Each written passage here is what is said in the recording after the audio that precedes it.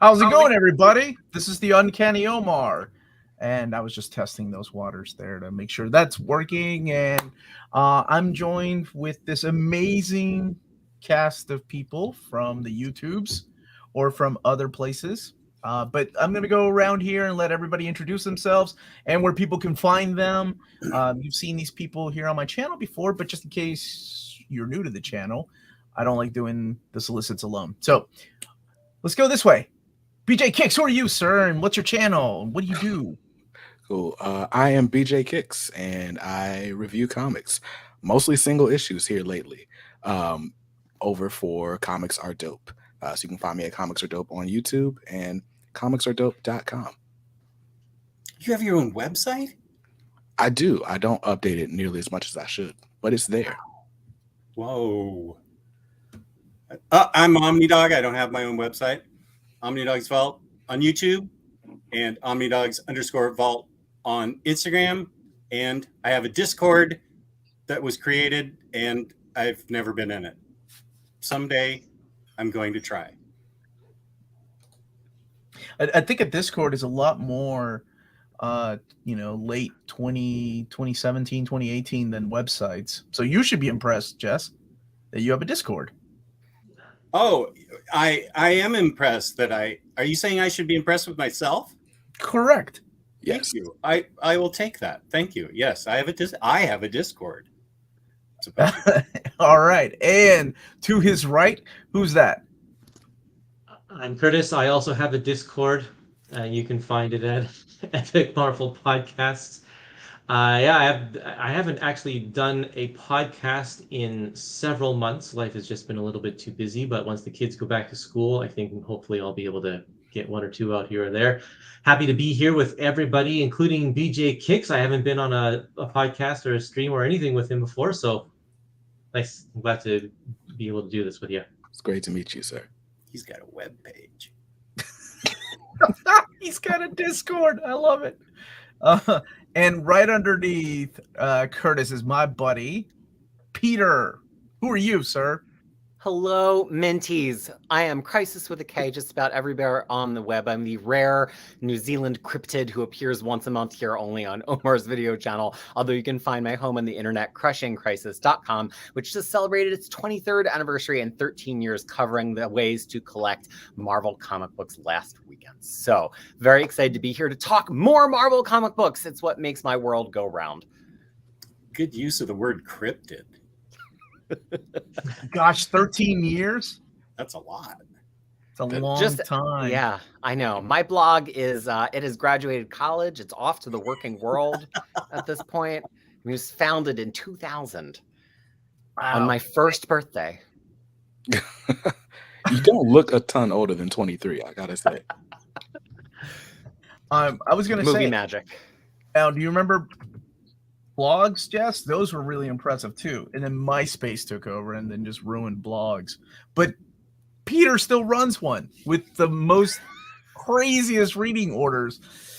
Oh man, I miss doing Matt My Ex with you. Just so we get into fights about what one issue of the Charleston Chew Wolverine mail-away should or should You're not gonna make me emotional. You know I have strong feelings about that comic book, Omar. It's too early in the show to make me cry. The Pizza Hut X-Men giveaway. Yeah. And I'm the Uncanny Omar. And thank you everybody for joining us today. We're going to be looking at the Marvel December solicits, but just the collected editions. This will be available, I think it's usually about middle of the month. So this will be available at every website in the middle of the month. But we just have early access to it. So we're here to kind of break down what these books are. And if sometimes we do find mistakes. Right? Sometimes we do find mistakes. And yeah, it's a lot of fun, especially to do this with friends. Absolutely. Peter M. Shots fired already by my buddy Warren, who is a fellow Kentuckian. Dude, he's not even from this country. He lives in New Zealand. You gonna do me like that? Better reading order. Thank you, Warren. And it is true. There's no better. Having just been through all of Judgment Day and looking at the many fractal versions of reading orders for it on the internet and realizing none of them were the order that I liked. Reading orders, I've come to understand, are completely subjective. Do the thing that makes your heart happy. Yes, I found that with what was it, Spider-Verse and Spider-Geddon. There was a couple of other DC books that I thought, I wonder why they did that. Now, of course, I'm talking about Spider-Verse, the Omnibus, not the oversized hardcover, because that was not the way that I like to map things at all. Okay, so again, we're looking at the collected editions. December 2023 solicitations, meaning that comic book stores and direct market will be able to place orders for these books that are here in the upcoming month, I believe. And then the FOC is usually towards the end of the month. Some of these books have already been available for pre-order in the book market, like Amazon and places like that.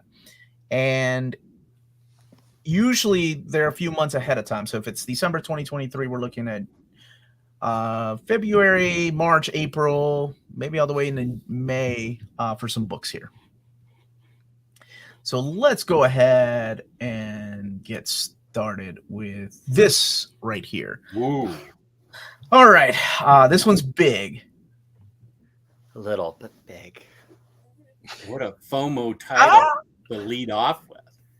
Limited quantities available, Jess. You know what that means. I'm getting all of them. You're going to get all 3 covers. Absolutely. There are 4 covers. These are the direct market covers. And I think that's something we know as collectors, right? That direct market covers always have a smaller print run than your standard edition covers. But these are the direct market covers. You have the Steve Ditko cover, the Michael Golden cover, and the Butch Geist cover.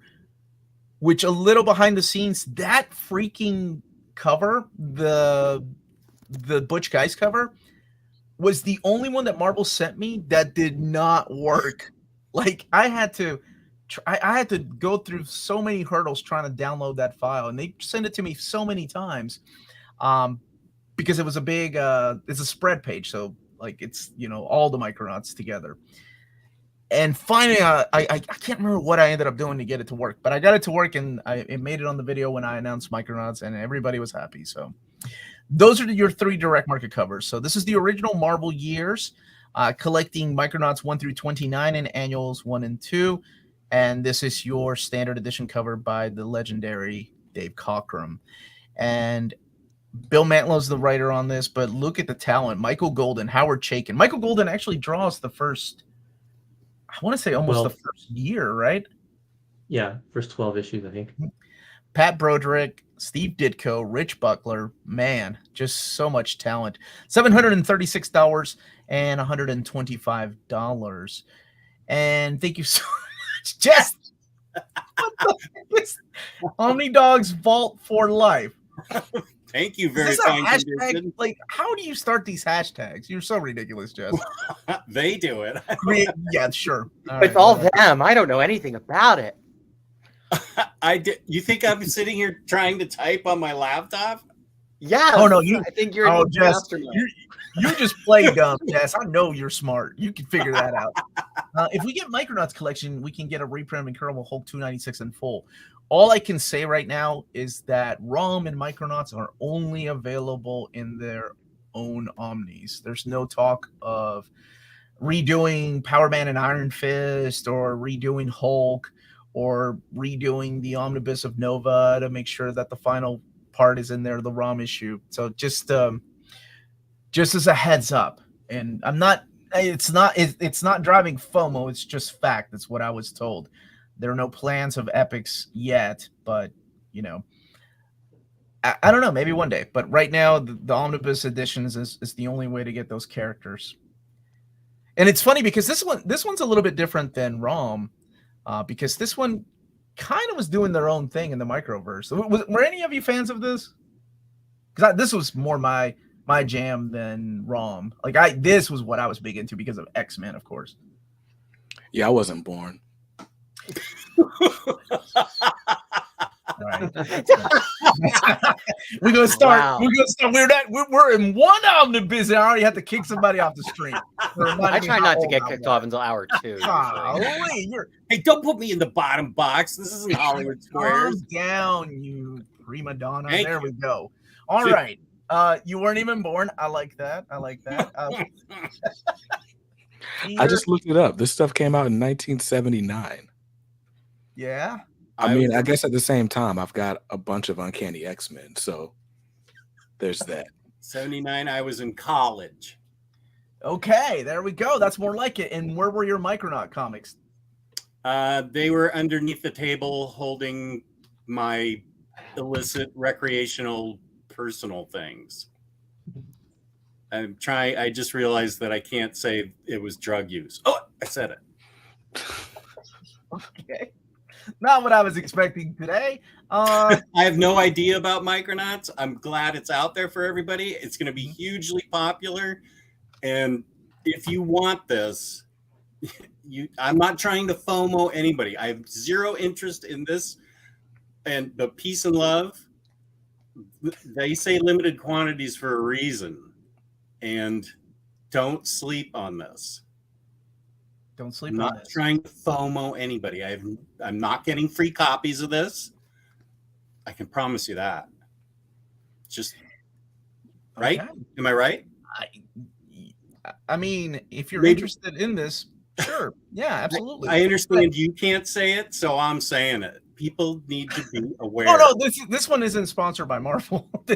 I can say my thoughts here. My thoughts That's are. why I'm allowed on. That's why he's allowed. Have you not heard Peter go on about some of these recent titles? So I think for this, David Gabriel and has a restraining order. I'm not allowed on the Marvel sponsored ones. So something I've learned, okay, like ROM was my number one announcement. Like it beat out Ultimate Spider-Man. Like that is views to like ratios and how long people were there. I feel like in my head, like a bunch of older people discovered the internet just to come watch my video about ROM. Because it really feels like that, because I was like, where are all these people? Like, Ultimate Spider-Man, the announcement of the reprint did really well. And then, of course, ROM became the number one best-selling omnibus in pre-orders, right? Like, that is huge. That's huge for Marvel and huge for Hasbro. I feel like this is another one of those niche things, but also I feel like this one will sell as well. And since we are now in the age of omnis, and I don't have to tell you, you all have seen this, where we have things like Immortal Hulk selling out before it even came out to stores, or different covers selling out before they go on sale. Yeah, pre-orders have become really important, so they're doing smaller print runs based on pre-orders. And let's see here. Every Omar stream has fans of everyone except Omar. Thank you, Felix. Is this another one of your accounts? Godzilla or Shogun Warrior Omnibus. Oh my gosh. I have kept my stupid Godzilla Essential because Felix and I were just talking about that like 2 days ago. For real. He's a real person, and we were just talking about this. Like, I'm serious. I've kept it because I don't think that. Who knows? Who knows where that's gonna go? And my thoughts. This NMC warehouse shoes. I do warehouse shoes. Thank you for asking. What monsters don't? I grew up in a third world country. Did y'all not hear my story about getting that worm in my foot? Of course, I have to wear shoes everywhere. It's bad. Curtis, you still have that Godzilla Essential? Yep, I sure do. Nice. It's a good one. Those are fun comics. I hope that they would come at some point as well, but I don't know. Toho's pretty. They hold on to their properties pretty tight. Yeah. Who knows? Shoe shots. I didn't know that was even a thing. Shogun Warriors, please. Oh my goodness, that would be awesome. How could anyone be shocked about ROM selling well? It was great comics. I think the youth was shocked. There are a lot of people that haven't heard about ROM, and I get that, right? I get it. It's not for everybody, but definitely there's a huge market for that stuff. And Micronauts, I'm very excited about Micronauts. My gateway to Micronauts was that Micronauts X-Men miniseries, and now we can have that in print. Finally, when we get to Micronauts Volume 3 or something, probably. Yeah. Captain America Omnibus Volume 1. This is the reprint of the Silver Age Captain America. And before you even ask, I'm sure we'll have a new spine, just like all the other Silver Age reprints. Collecting Captain America 100 to 113, Tales of Suspense 59 through 99.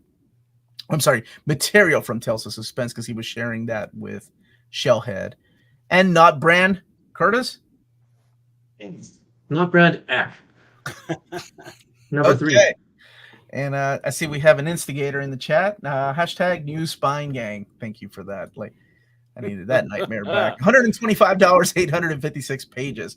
Is my buddy Graham watching? Because I know he's young, but he's got an old heart. He loves that Silver Age stuff. Amazing Spider-Man by Nick Spencer, Volume 2. This is one that had been previously solicited, but it was resolicited now because we have a new date of May 2024. Amazing Spider-Man 44 to 73, 74 to the A and B stories, 50 LR through 54 LR. LR Last Rights? No. Last Remains. I think it was Last Remains. That's it. Yeah, that's it. Thank you, BJ Kicks. And Sins Rising, The Prelude, The Sins of Norman Osborn, Giant Size Amazing Spider-Man, King's Ransom, Giant Size Amazing Spider-Man, The Chameleon Conspiracy, and The Sinister War 1 through 4. 1,334 pages, $150 with 3 covers. That Patrick Gleason cover, though. So good. One of my favorite Spidey shots of the past couple of years. And just context for folks, because, Spidey numbering comes and goes. So there's the second half of the Nick Spencer run. It completes that run. It is right before the Beyond run, which also has an omnibus. And then comes the Wells run. And what's really interesting, the Wells run, which I just caught up on, it actually references a lot of stuff in this, especially the Norman Osborn stuff. So it's not like one of these things where they kind of like Immortal Hulk, where they're like, okay, we're just going to put that whole thing aside. There you go. It's actually very continuous. And Spidey's status quo definitely extends, as does the status quo of his extended cast. So if you're a big Spidey fan and you want a Spidey bookshelf, it's very acknowledged. It's not like it ever got black holed or anything. A lot of the developments still are very important. Correct. That Sin Eater storyline, which is Matters. around, which is like 45 to 50-ish. Yes, very much matters in what's going on right now. Wow, you guys took everything I wanted to say about this. There's no business for me doing this, so I guess this is going to be the first time this happened. Now we can talk about what I knew it. I was watching the whole time, Jess. One thing I do want to add is that they did fix the cover, because people commented on my video. They're like, please tell me they're going to fix the double-headed Venom. That's a bad Photoshop. It's fixed. It's fixed. It's now fixed. So everybody can relax. Let's see. Felix, thank you for the super chat. I knew someone on Twitter who read this run for free at the library and dropped it. Literally free was too much to pay for Spencer Spidey for them. I understand. I've seen a lot of free movies I wanted my time back for. So I get it. Every issue of the Nick Spencer Spider-Man run, starting with 36, because that's what was going on when I first got into comics. And I pretty much dropped out of that run right after that Sin Eater storyline. But I kept buying it because Patrick Gleason kept doing covers, and it was just amazing, or the covers were. I dropped back in for Beyond, and it's been fine since. It's been fine since then. Peter, how have we not made X-Men shirts like I survived Chuck Austin's X-Men, or I survived Peter Milligan's Nick Spencer's writing Spider-Man? I hope you survived the experience. I would feel guilty going to a convention and those folks being there. Right? Or some of them may dig it. I think like Daniel Way would be like, "Hey, you survived by Wolverine. Can I sign your shirt?" In 2013, I did make one of those for Bendis writing X-Men. I'm so proud of you. I hate that run so much. Because I'm a I love that run. People, there's something love in every comic, and a lot of people like Spencer Spider-Man because it acknowledged a lot of history, and it like played with a lot of characters that hadn't really been brought to the forefront for a while. A lot of classic Spidey villains, and that is fun. Like as I was reading it, as it was as the stories were coming out, I do remember people were hating on it, and I thought, this is the same kind of stuff I was reading when Dan Slott was on the run, or through the Clone Saga, or through Sins Past, or JMS's One More Day. Seems like fans. It's always the worst of times when it comes to our favorite characters, but in the end, we all survived Chuck Austin's run on X-Men, and here we are. Hello, Omar. Why doesn't DC have an Epic Collection or Masterworks line? If they did have both, what would it be called? Well, I have an answer for the Masterworks line. That was their archives. Yeah. That line has been discontinued. As far as the epics, they did start doing semi-epics with Bronze Age, and they sort of do it by putting the number on the back with some of their modern runs like Flash. I think Wonder Woman is another one. But right now, I think they're focusing on their compendiums. That's kind of their big thing. What is this nonsense? we do not support free hate speech like this on the channel. Hate speech. What is wrong with you? No, you know what? That run. Dude, if it got you into X-Men, that's all that matters. It got me way into X-Men. Good. Gross. Clone Saga and finally Warren hates something that everybody else hates. Clone Saga, except people really wanted the reprints of those, so there is, I guess, a fan base for that. Clone Saga and JMS Spider-Man. JMS Spider-Man run sucked really badly. Wait a second. JMS was solid up until a certain point. Just that point. That point's hard to get over, though. It is. Yeah. Somebody was asking about the. Sorry, I was trying to keep up with the chat, but then I got distracted by this X-Men Bendis thing. Oh, Gabe is. I'm here to stand up for bit. Gabe knows how I feel about the trial of Gambit. Chuck Austin was right. Shirts will turn. That is funny.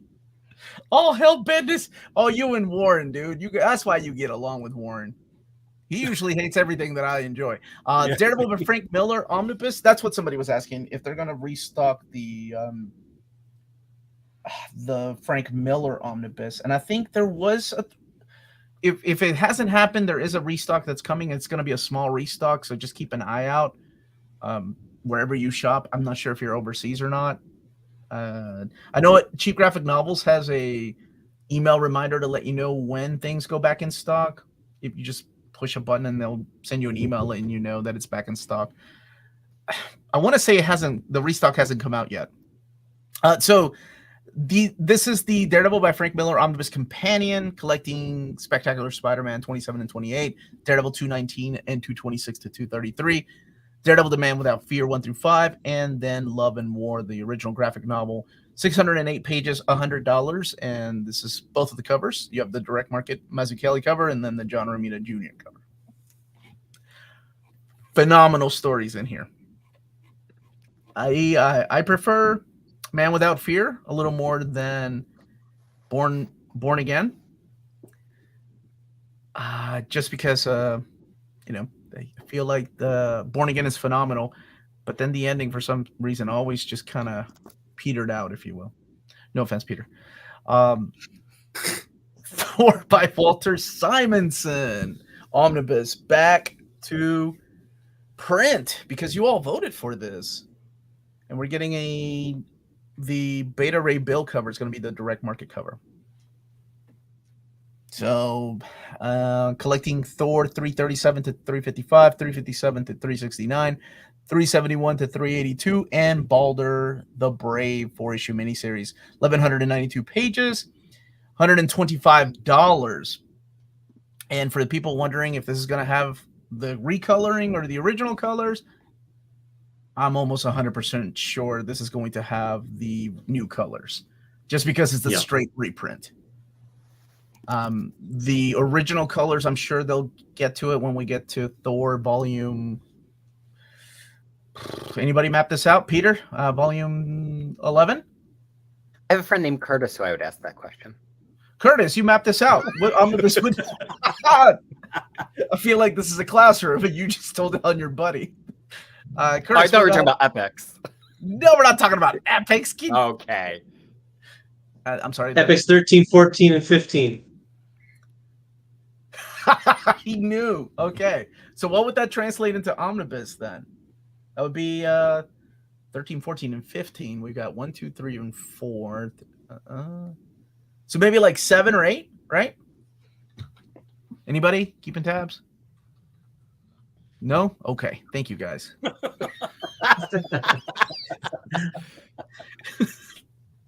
Hey, this is you had a post about, or a video about Marvel's Evergreen titles.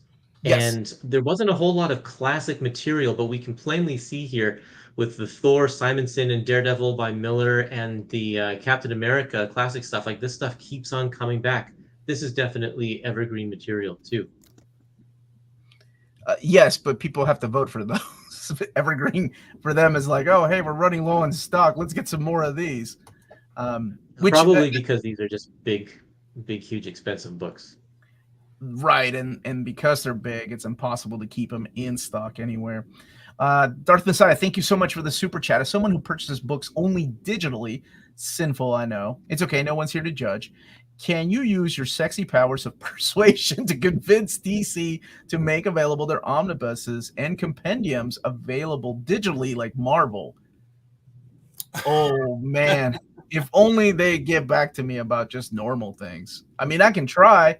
I don't know. I never mind shooting them an email, but it's rare that they email me back. I have a use for your sexy powers of persuasion, but I'll talk to you about it after the air. We got on the air. That's I have a tier. I have a Patreon tier for you. I need you to talk to somebody. Oh gosh. DC does make graphic novels available, but like only on the DC Ultra app. If you subscribe specifically to their annual subscription, then subscribe to the subscription. But you can get the graphic novels that way. I mean, I don't know. Depends on how much DC you really want to read to pay $100 for a year. All of it. So there's your But answer. it's worth it because you get new releases real darn fast, right? It's like after Yeah, 6 months or 3 months. It's on Ultra. 1 month if you do One. the subscription. Yeah. So think about that.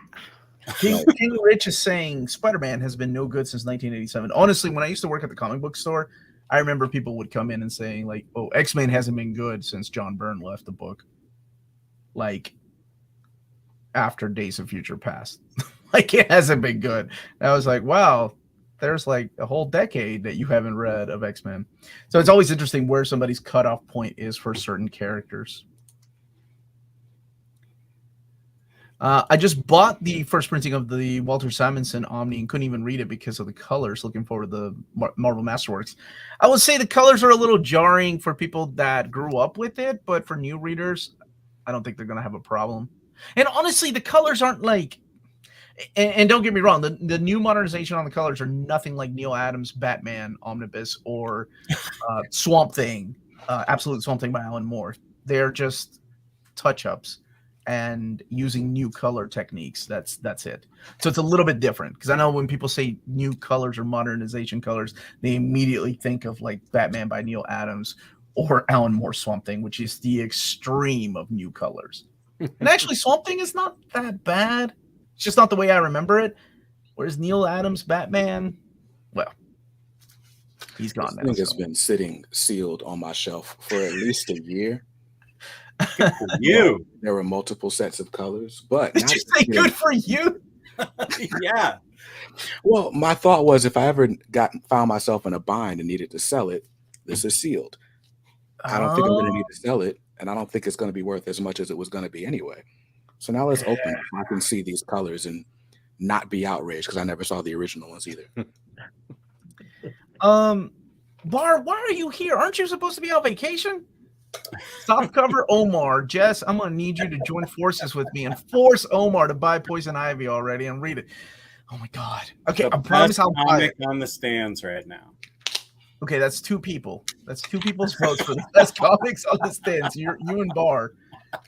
Killing Joke did have, at least with Killing Joke, you had the option of if you got the absolute, both the color versions were there, kind of like what they did with Year One. Star Wars by, I'm sorry, I skipped. Wait, did you even say that? I'm so sorry. I got carried away.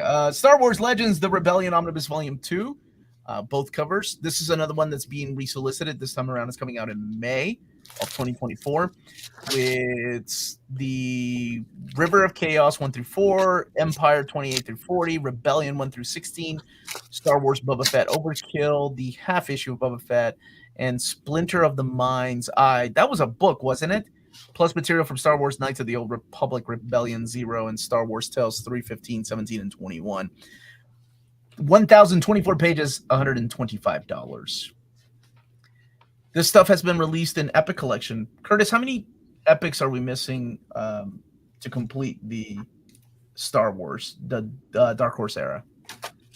I think there's just 3. I think there's just 3 more.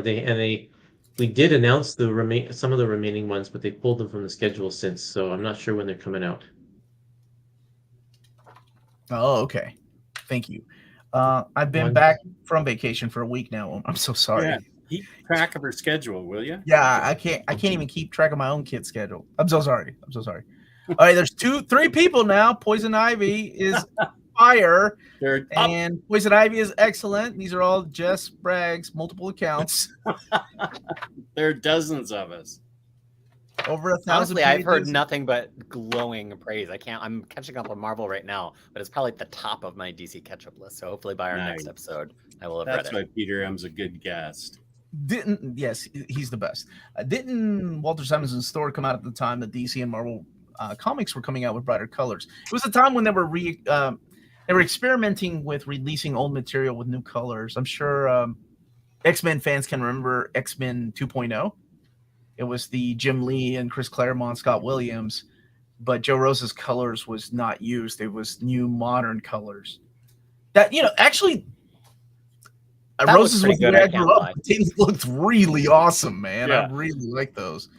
It's kind of odd to look at, though. Like, are you just that flipping through? Did you stretch that spine? I'm watching That's what I'm doing. Okay, so, my man. Carry on. Star Wars. These colors. Because the line work is clearly of a different time, but the colors look the thing. Clearly 90s. Oh, so yeah. It's jarring to look at, even though I've not seen the original. It just doesn't match. There's a distance there.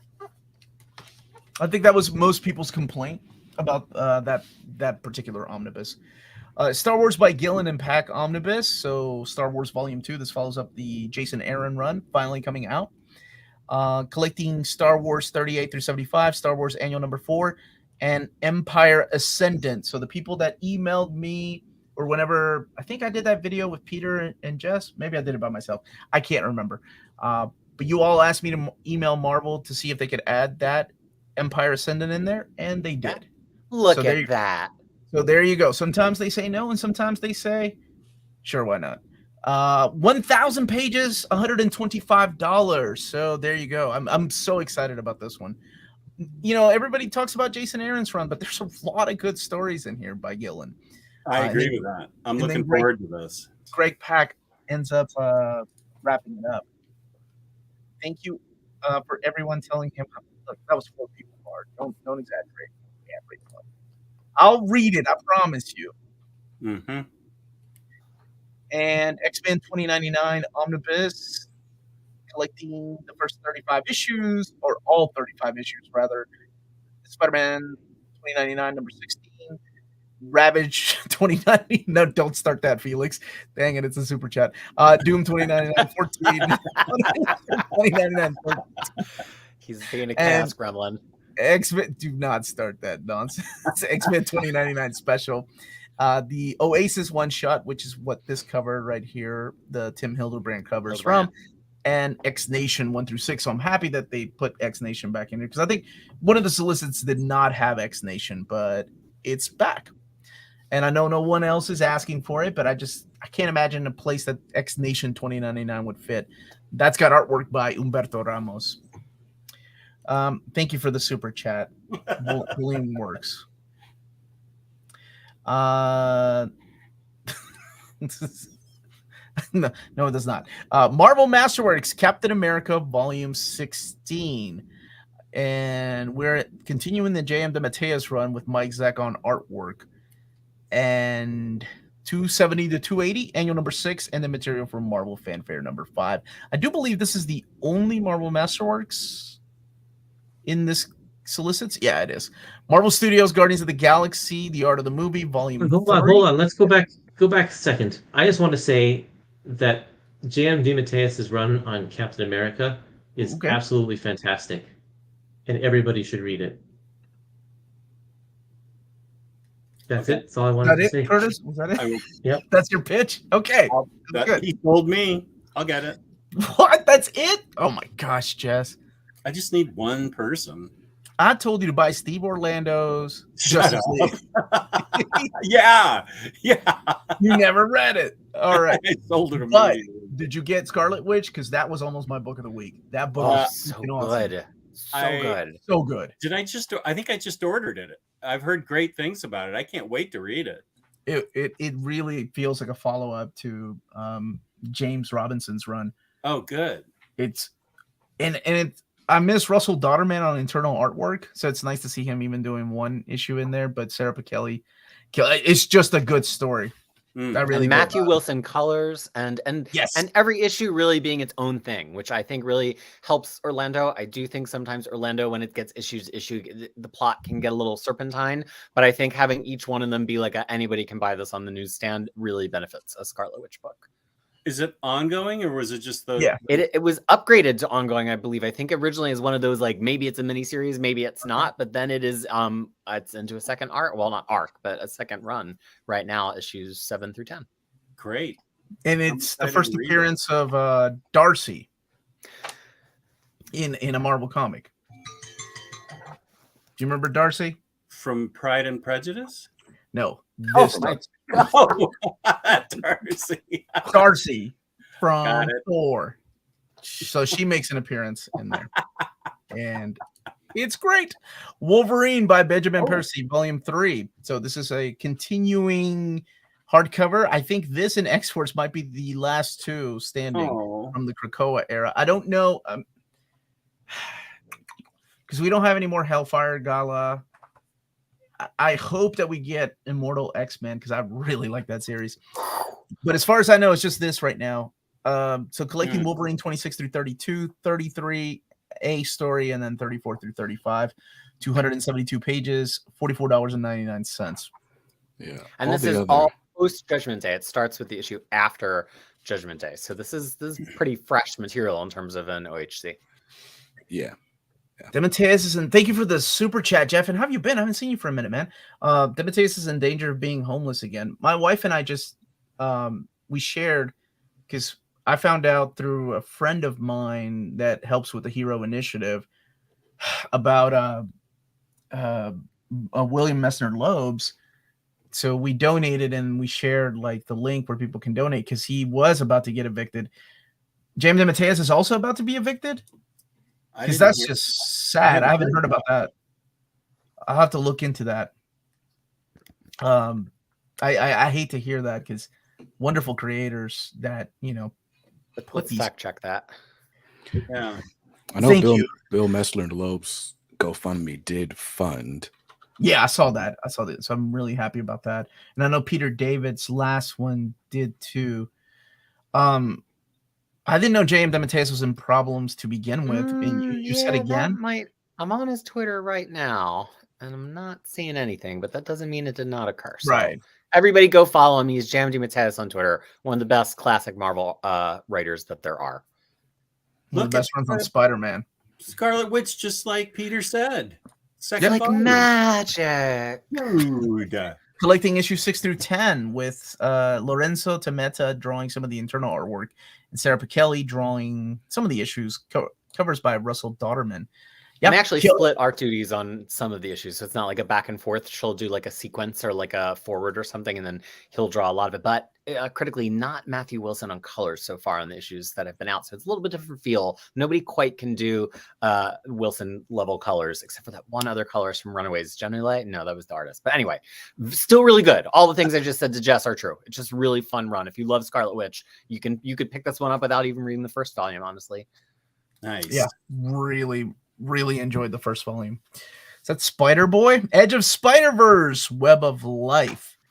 So this is a big... I'm surprised they went trade with this instead of a The hardcover. only dinosaur I like, right there. What Spidey-saur. What about the Devil Dinosaur? Okay, I like two dinosaurs. Okay. So this collects Edge of Spider-Verse 1 through 5, the 2014 series, and then the 2022 series 1 through 5, and then the 2023 follow-up Edge of Spider-Verse. 416 pages, $44.99. Trade. So That's a let me big trade. contextualize, right? So the first Avengers of Spider-Verse, as we all fondly remember, introduced Spider-Gwen, and it was before the first Spider-Verse comic, like the event Spider-Verse. The second Spider-Verse series here preceded directly Dan Slott's adjectiveless Spider-Man run in 2022 with Mike Badley, setting up the context for that. So I actually just read that. They're really good. Some of the issues are like perfect 5 for 5. Every one of them introduces one new spider and kind of checks on an old spider, and it's just really creative, fun stuff. And then the third Edge of Spider-Verse, the 2023 one, actually just wrapped up coming out, and that kind of bookends the end of the Dan Slott big story arc to kind of see like what happened to those characters after, and then introduce even more spiders. So if you love the Spider-Verse movies, if you love the idea of new spiders, one of them is a Disney princess spider who sings everything, and the artwork is like Disney animation. I mean, some of them are really fun and clever and joyous stories. Is that in this book? Yes. Yeah, because this collects all 3 of the miniseries. So everything he just said so fast I couldn't keep up with, but loved everything he said, is in this book. Yes. Spider Princess, Disney Spider, freaking yes. I want to read that. It's so good. I was just tweeting about it. It's incredible. Nice. And in your one of 2 dinosaurs that you like is also in here. Yeah. Okay, it's okay, Jeff. Jeff is correcting. He said, "Oops, got it wrong. Sorry, brain fritz." It's okay. I have those too.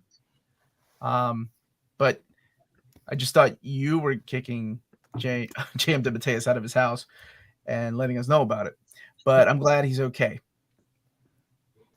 Omar, how many people have asked you to add this? Just a lot, but I think they had plans, right? I think Dan Slott will keep going back to, dude, there's my boy. What's up, Sugar Man? Where's your hashtags at, man? Oh, yeah.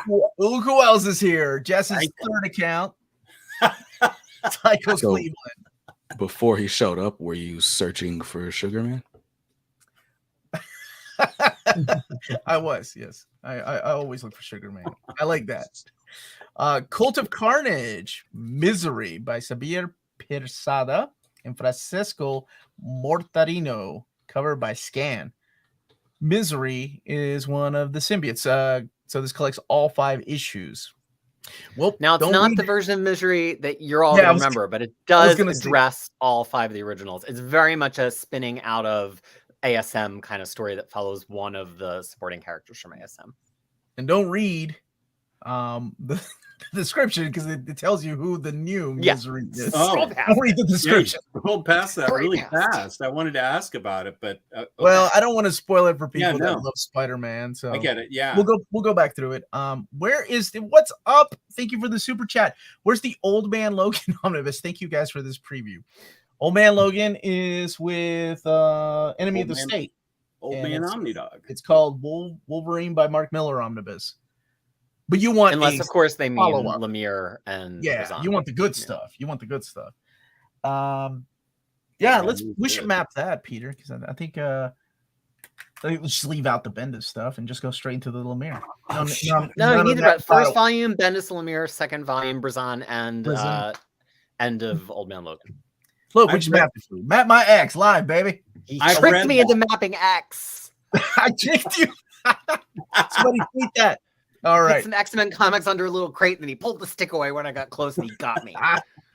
That's a trap. You fell for it. Red Goblin Volume 2. I just started reading Volume 1. You're digging this. Okay. I just started reading the first issue. This is collecting Red Goblin 6 through 10. And this is after the Carnage Reign storyline. And then Venom is getting good. Wait. This is Lethal Protector by David Curtis Michelini. is going to tell us about this one. All right, Curtis, tell me about Lethal Protector. This is Lethal Protector 2, Curtis. What's going on? This is one of those throwback titles that they've been doing. So they brought back David Michelini to do a new series set in Marvel's past. The first one came out like a year ago, I think, and this is the follow-up to it. The stories are actually really good. I like this. It's right at the time when it's before Eddie moves to San Francisco and becomes a hero. So he's only at the beginning part of his hero journey. He's trying to figure out what it means to be a hero, and try to process that with the violence that the symbiote is trying to influence him with. So it's actually got some really good stuff, some amazing artists on it, and it's a lot of fun. I've only read the first couple of issues of this story though, because that's all it's on Marvel Unlimited at this time. And something cool about this one is it actually gets referenced in Ewing's current Venom ongoing, which you don't see happen with a lot of these kind of like retconny set in the past series. But it just really, it makes me happy that the editors are like, let's make these matter. Let's insert a story beat that we always wanted so that we can then concurrently reference it in the current day ongoing series. So that was really cool. Like whenever I was like, oh, this is where it happened. I thought it happened like a 90s comic book. I'm glad they're doing that, because I kind of wish they would do that with some of the stuff that Claremont did. I think I'm alone here in Extreme X-Men, because I really like that miniseries. It was right up my alley. I can't believe the completist that suffered Austin is trying to skip a Bendis mini. Oh, I mean, I get it. I was just trying to lure Peter into a state of safety, but yeah, and I got him. I got him to map my ex. That's what I did. Spiderman India, Seva. So this is the new series because Spider-Man India was a character that was previously. When was that miniseries? 2004. Was it that long ago? My gosh. Okay, so this is the follow-up, collecting all 5 issues of that by Nikesh Shukla. And this Spider-Man India does. Oh, go ahead, Felix. That's Curtis. Felix, did you call me Felix? Oh, sorry, Curtis. It's okay. No, I was just going to say this one's over the side and seeing your name.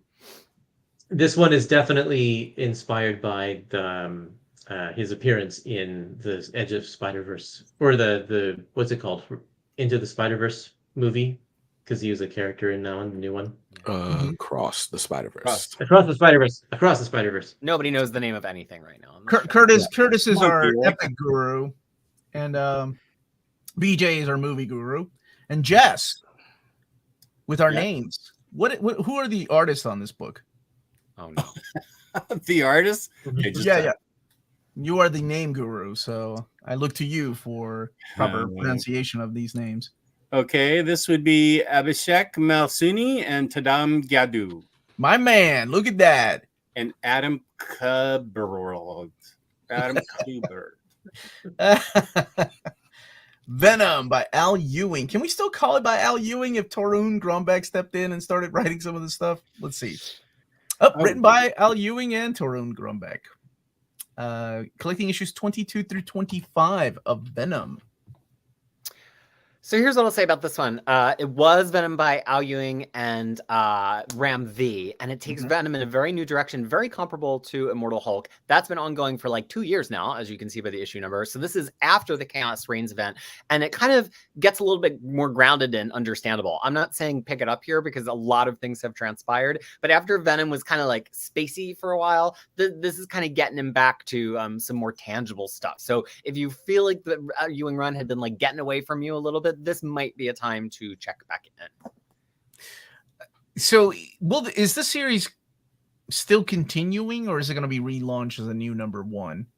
Because I know Ram V ended up leaving, and of course now he's got a contract with DC. But are they going to continue this particular story, or just kind of go ahead and end it and then relaunch it, kind of like what they did with Thor and Hulk after Donny Cates? Well, this requires an ending. Ewing's been telling this tale across time that involves multiple Venoms that are all Eddie Brock.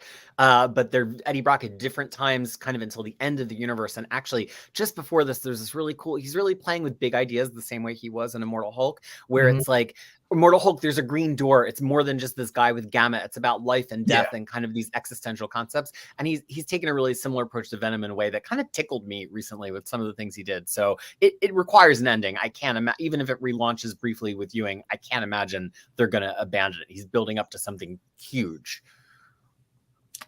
Okay. Thank you for that. Captain Marvel Dark Tempest. This is collecting the 5-issue miniseries by Anna Senti. Ooh. Anna Senti. I love that lady. Paolo Vianelli is the artist with Mike McCone on internal artwork. Mike McCone cover. Oh, I'm sorry, Mike McCone cover. Thank you. That doesn't look like him. I've been a big fan of his art for a long time. That's a cool cover. So this is not an ongoing series. It's just a mini series. That Kind takes of a linking mini between the Kelly Thompson and then the new run by, I believe, Alyssa Wong, which is going to be starting in a couple months. So I read the first issue of this one on Marvel Unlimited, and it's kind of a hodgepodge of a whole bunch of different ideas that don't mesh well in one issue. So I'll have to see how it comes together in the end. But I wasn't sold on the first issue. I kind of weirdly liked it. It's what I expect from an Anacenti comic. It's like a lot of words, a lot of like ideas, a lot of people talking in dialects and terminology and things. And it kind of makes a star out of Carol's supporting cast, which I think is fun, but I would agree. It's a little all over the place. But I know some Twitter people are like, no, it's wrong. Carol's voice is wrong. I actually found it kind of charming, honestly. So, mileage may vary. This is how I end up with 50 Marvel trays. Listening to Peter get excited about these, like the 6 Rainbow Rowell Runaway volumes I've got. Have you read them yet? No, they are right on the top of my delusional pile to read. I am going to. I mean, I have so many of your recommendations. I'm obviously going to have to get this. Anything that gets you that excited, that's how I end up. Well, no, I'm not that. I am not at that level on this, Cat. Let's take it down a notch. Let's take the hype down a notch. I'm saying I'm intrigued. I'm slightly more intrigued than Curtis. Well, it was enough to get me to want to buy it. So, oh no, I'm not. I've got to. Let me take it down. Too late. I already put an order in. Really quickly. Omar, it was the Last Jedi Storm of Crate one-shot that's missing from the Star Wars Omnibus Volume 2. Okay, I will see. I don't know if that can be added now this late into the game, but I can always ask. The Delusional Pile is a great name for a band. Hey, I knighted that name. Jazz doesn't give me credit for that. He always has to take credit for my Uncanny Omar knighting. He did. Dude, I don't... Peter, are you keeping up with X-Men? I am because of you, Omar. Okay. I'm not going to say what happens. But something happens in the Hellfire Gala that both made me mad and made me laugh so much, and then made me go, all right, this is X-Men. This is what I like. And I know some of my viewers that have been reading it are in... like, they're split. Like some of them like where it's going, and some of them are like, why did this happen? This is so stupid. But they showed some internal pages, and that part made me laugh again.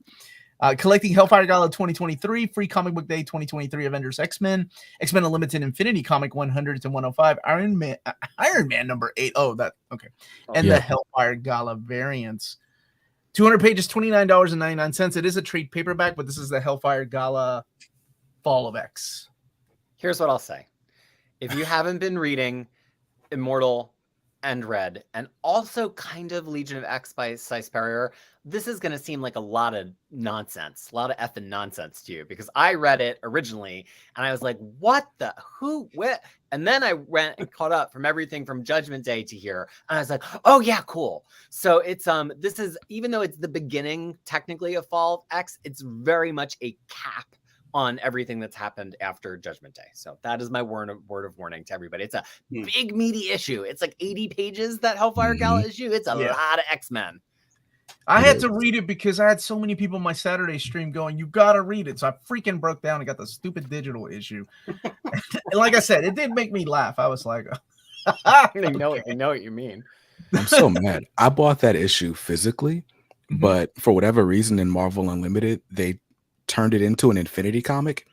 Even the digital copy that I redeemed for free is that Infinity format, and I hate it.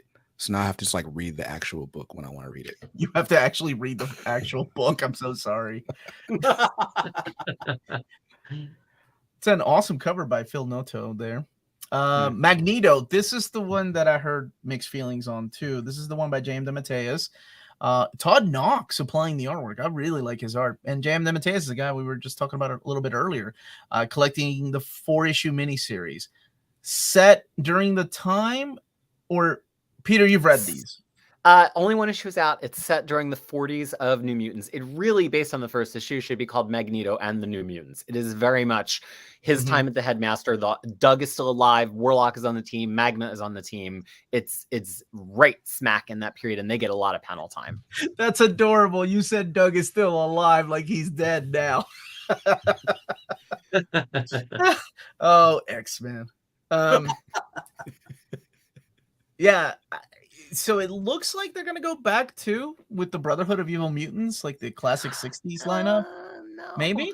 Or It's never mind, don't say anything. Don't say anything. Yeah. Okay. Okay. And then Mark Guggenheim is doing a Days of Future Past Doomsday miniseries, all 4 issues collected in here. It's covers by Jeff Shaw, Manuel Garcia doing the internal artwork. I really thought this was a Claremont mini. Yeah. Hold on. Can I just ask a question about something Peter just said? Legion of X by Cy Spurrier.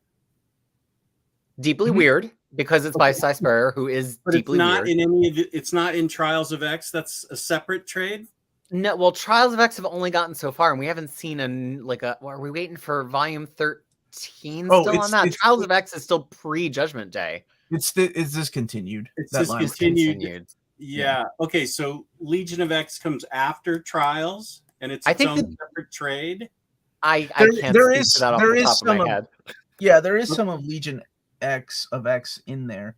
But you're gonna need the second volume, and I think maybe even the first, because I don't think they even wrapped up the first volume of Okay, Legion of so- X. Okay. So Scrambling we for need my to get X-Men Legion of order X. right now. Okay. Thank you. Appreciate it. But I'm sure Peter will double check that. Because Trials ended with 13, so they didn't even finish Sabretooth. Like it was Yeah. like Sabretooth 3, and they needed 2 more issues to wrap it up. Oh, I'm completely lost with Mutants. I have to start reading 2 decades ago, I think, or just all the way to House and Powers of X. It's a good jumping on point. Marvel Unleashed trade paperback, collecting everybody's favorite pets. And why is Kraven the Hunter looking so menacing up there? Who's your favorite? Let's go round table. Who's your favorite pet? Okay. Bats. Bats. Good answer. I love basset hounds. BJ Kicks, you like animals? Oh, you meant like in life? I thought I No, had to not pick really. Out of these right here. Out of Oh, these okay. cats. my be favorite awesome. that I'm looking at. I like the Throg. I like the Like I Throg. like the Throg is good. Throg is good. Curtis, I know you love you some Inhumans. Do I have to pick from this group right Oh here? my gosh, Curtis, you're just like my wife. No, you don't have to pick at any restaurant. Okay, anywhere I'm else. gonna say Miss Lion from Spider-Man and His Amazing Friends. Wow. Okay. Peter? I was gonna say Chewie, but I think it's Bats because Bats' voice is just so funny.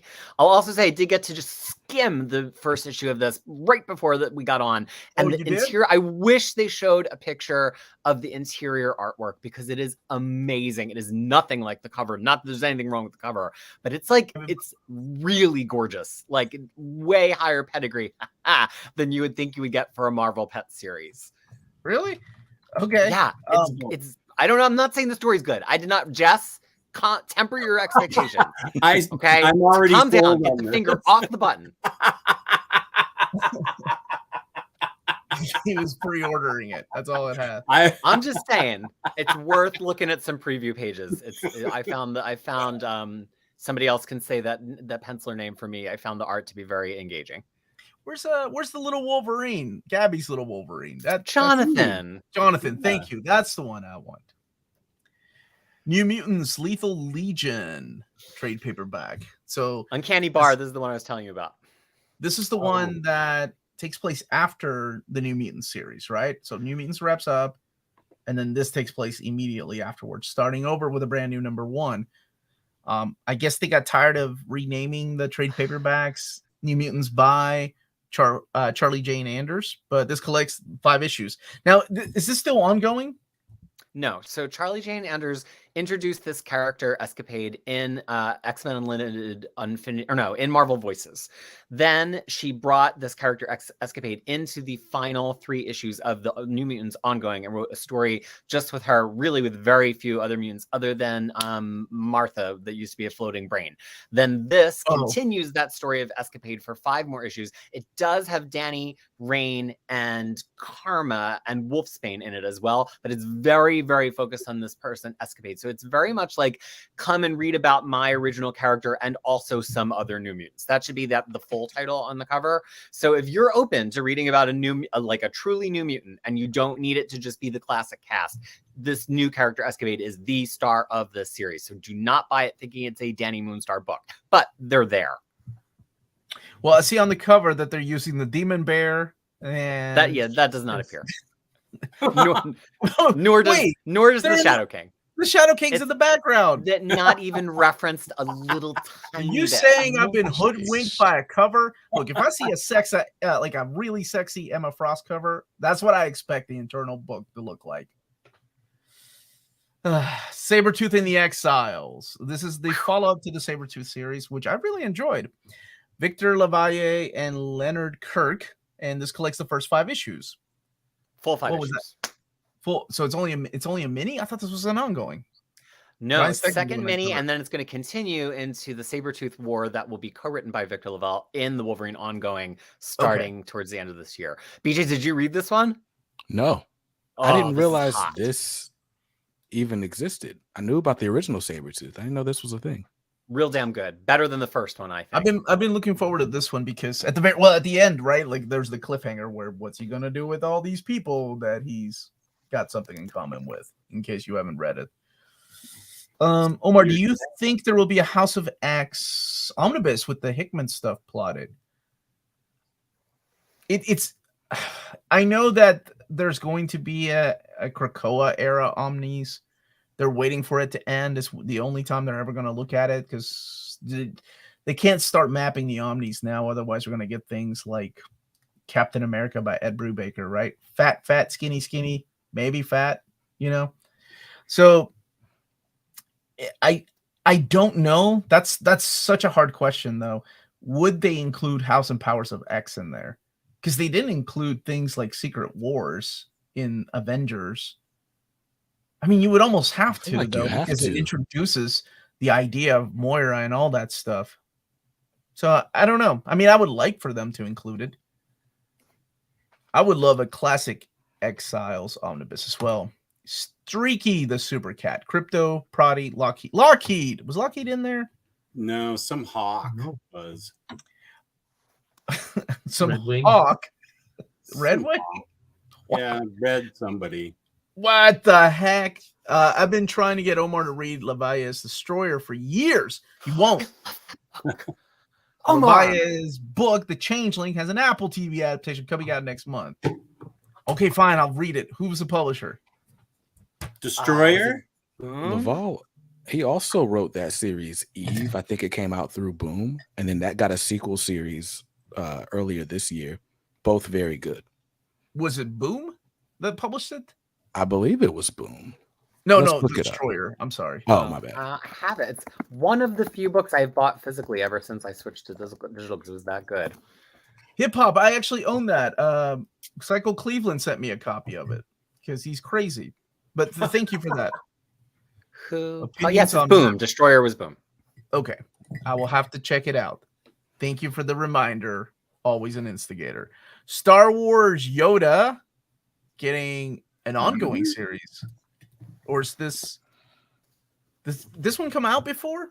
Or is there another? Or is there a new Yoda series coming out now? I believe this is currently ongoing. I was just reading this in Marvel Unlimited not long ago. Okay, so it is currently ongoing. I wonder why they waited 10 issues to do a trade paperback. Curtis, do you want to? I was just reading this one this week, and it's really, really great. It's not about the big wars or battles or anything like that. It is Yoda teaching his students, and we get to find out why he is such a great teacher, why he's to the level that he is.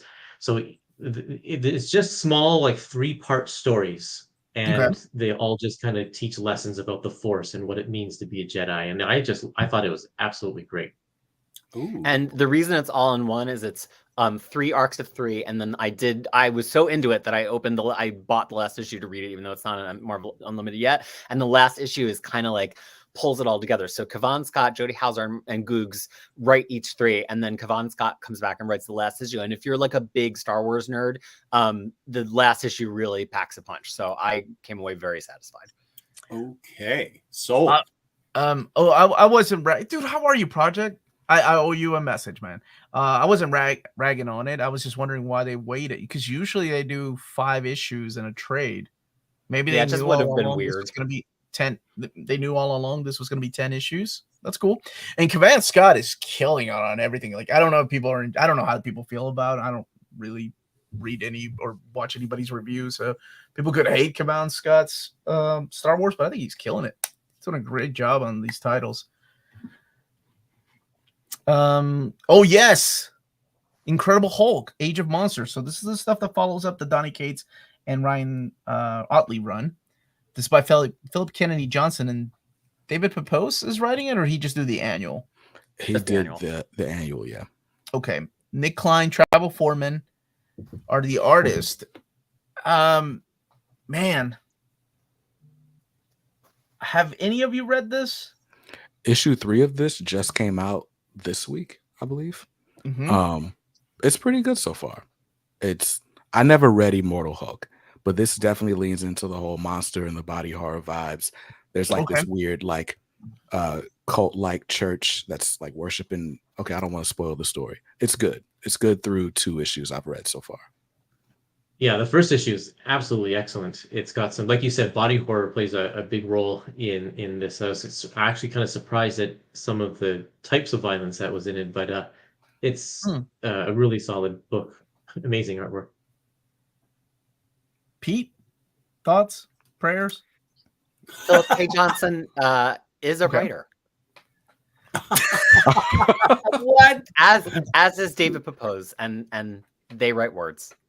Oh my gosh. Have you not read Lost God? What is wrong with you? I dropped Lost God. What? Oh, my world is. That was one of my favorite reads of 2021. Oh, mine too. But wait, it was until I but dropped it. You dropped it.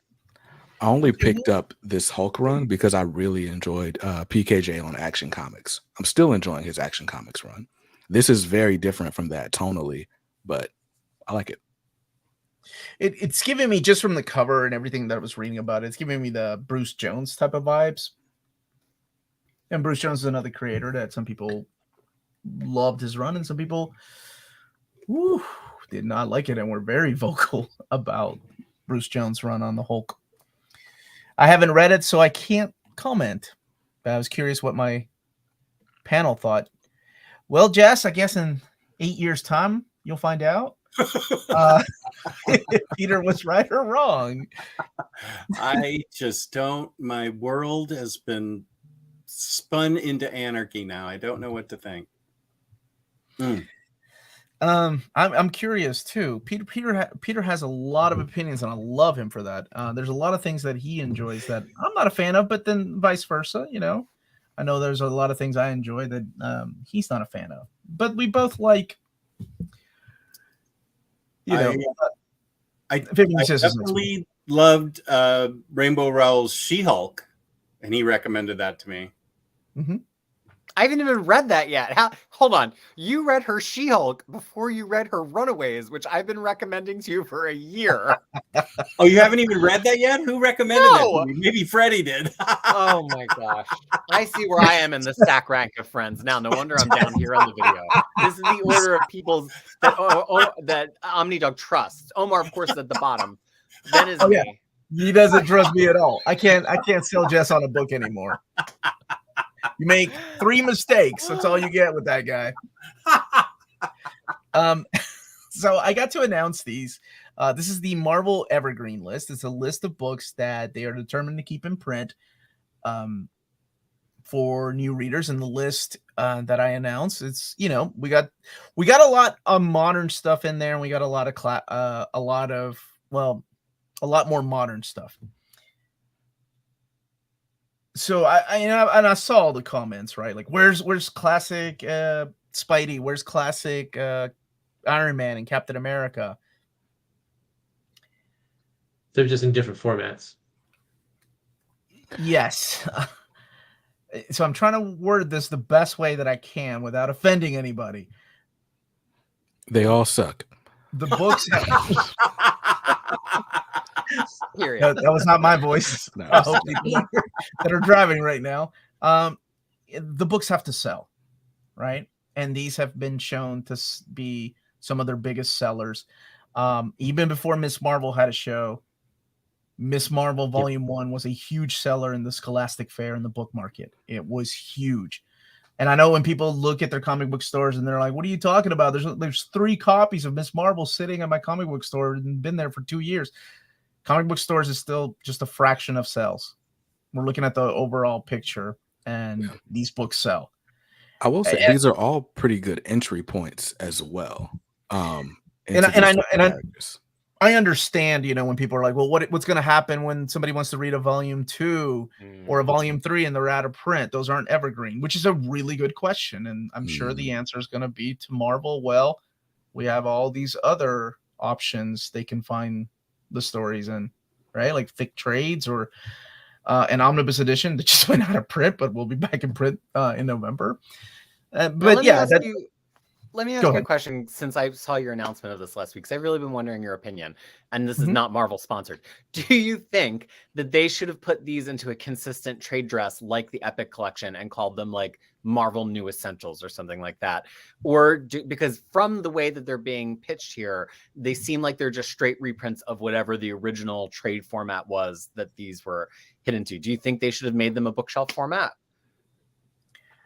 They tried that with the Marvel, was it Legacy? No, Marvel Select. Do you remember the Marvel Select line, the hardcovers? Yeah.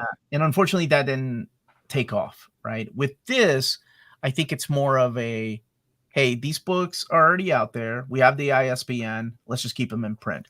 They send a list to PRH. So yeah, these books there's nothing new about these books. These books have already been out, have come out several times, and now there will be evergreen. So if you and that's a great point, because the ISBN is in the system. They know there's existing demand. They don't have to resell these to a bookstore who has sold through 50 copies, especially that Ta-Nehisi Coates Black Panther. Bookshops sold the crap out of that book, and they already know it's in their system already. They already know. So I think that is a great point and why they're not being reissued. These are straight reprints on existing ISBNs, and I hadn't thought about that before you said it.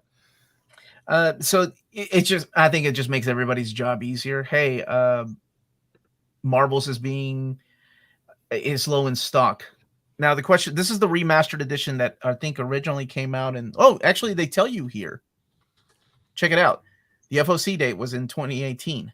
So this is the latest one with I think that one has the epilogue, if I'm not mistaken. 2014, 2016. Yeah, so a lot of new things. And I know some of my viewers, that are old school, that love their classic stories, were wondering where's the classic stuff. And golly, Civil War? Oh, that particular trade is from 2012. That Marvel's epilogue came out a lot later. I only know that because I got into comics because I won a copy of House of X. I also won the Marvel's epilogue. That came out okay, so later than 2018. I really thought it was around that time, or it came with it. It was well, maybe it could have been a little bit earlier. Maybe they just had that sitting around at the comic shop. That's very much possible. Okay, so if that's true, then this does not include the epilogue. It came out July 2019. The epilogue did. Now, despite of how I feel about some of these books, they have sold, and they're great entry points to graphic novels and Marvel Comics. What do you all think of the list? Jess, I know you watch all my videos. I know you've seen this list already, but let's just hypothetically say that this is your first time looking at this list. These 12 volumes. The House of X, Powers of X. That's the oversized hardcover. No, these are paperback. These are all trade paperback. I was going to say in trade paperback form. Yes. Civil War. So it's the hardcovers are now going to be Evergreen in trade paperback form. Yes, it's the exact same content as that. Okay. hardcover. I fully approve of keeping House of X, Powers of X in print forever, because I love that story. Are you asking? I'm sorry. I was curious what your all's thoughts are on the list of books that they've chosen. Okay. I mean, as someone who my bad, Jess, go ahead. Oh, I'm sorry. No, Ms. Marvel, I love. Immortal Hulk, I love the first hardcover that I read. Miles Morales, I love. Black Panther, I still haven't read. I'd like to see She-Hulk by Rainbow Rowell on here because Peter needs to read it. What the hell? Otherwise, I think these appeal to a certain populace, and I think it's good to have Wolverine, and those are two good titles, Wolverine and Daredevil. Mm-hmm. I mean, I've read the X-Men book 100 times, and it's out in about 14,000 different variations, but the Dark Phoenix saga. But these, I consider a lot of these all classic or modern classic Marvel stories. It's interesting to me. Secret Wars, not so sure about that one. That was the one I was like, oh yeah, Secret Wars. I find that a lot of these ones are good choices, except that like if these are supposed to be evergreen, I mean they're evergreen because they're selling well, obviously. But if we're talking about evergreen as in these are good entry points for comics. Like I want a Wolverine comic. Oh, there's Wolverine, Old Man Logan. That's not the one that I would recommend. Yeah. If you're coming at it from the angle of a moviegoer that just went to see Logan and loved it, and you're like, I want that. I don't want this kitty Wolverine that doesn't kill people. I want like raunchy Wolverine. Then I think as much as I don't like that story, I think that's a great entry point to the character. Yeah. Because you get that, and then you're like, oh, well, then now I want to read about his mighty misadventures with the X-Men. And everybody needs to read Marvels, so that I 100% agree with that. Yeah, oh for sure. No, Immortal Hulk was the other one. Is like that's a great story and a great jumping on point for Hulk fans. It's not your typical Hulk book though. It's like if you've seen the movies or whatever, it's not the one that I would recommend. That's a good point. Although it's very good. These are all stories that people I didn't start reading comics till 2019. So a lot of these are stories that people recommended to me as a first-time reader, and I think most of these work really well for that. So especially when we talk about stuff being evergreen, like it's not necessarily going to live at your comic shop. It'll be at the Barnes & Noble and so on. I think these are all great stories to just pick up off a shelf with no prior knowledge. Secret Wars is an interesting choice, though. House of X, I mean... You don't have to read. You don't have to know anything prior necessarily. I didn't. That's literally my first comic.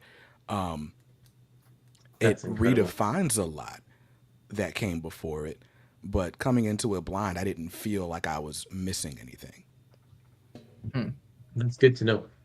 I know we can't stay on this forever, but somebody asked a really good question that I would love to have you all back to talk about. And that is what we would have chosen as evergreen titles. Because I have thoughts, but my thoughts are a little bit different than everybody else's. So I'm curious, like how I would love, kind of like the idea of Matt My Ex was like, what if we were given the assignment of like, why don't we come up with a list of 10 books that Marvel will forever keep in print? And we could stick to trades or we can do omnis, but I'm curious what everybody else thinks. Peter, what did you think of the list or the idea of this?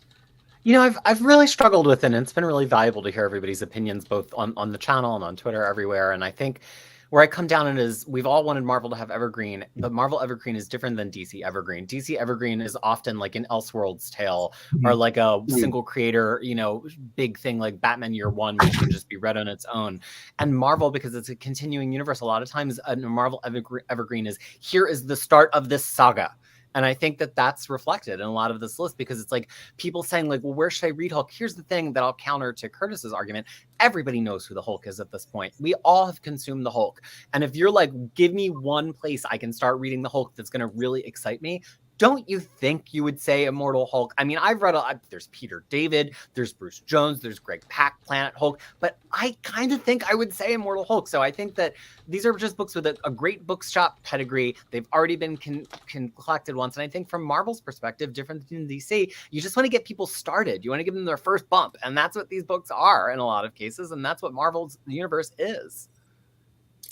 I would love to do a show where we come up with our own titles for what Marvel should. I know what yours would be. All 10 volumes of Squirrel Girl. Shut! I knew you were going to say that. I mean, let's be fair. Squirrel Girl should be on here. Oh my gosh, Squirrel Girl sells so. I think I texted Jess when I was at my daughter's Scholastic. So I love volunteering to see what the kids are into. They had like kids were buying Squirrel Girl, and I'm like, see. There is a target audience.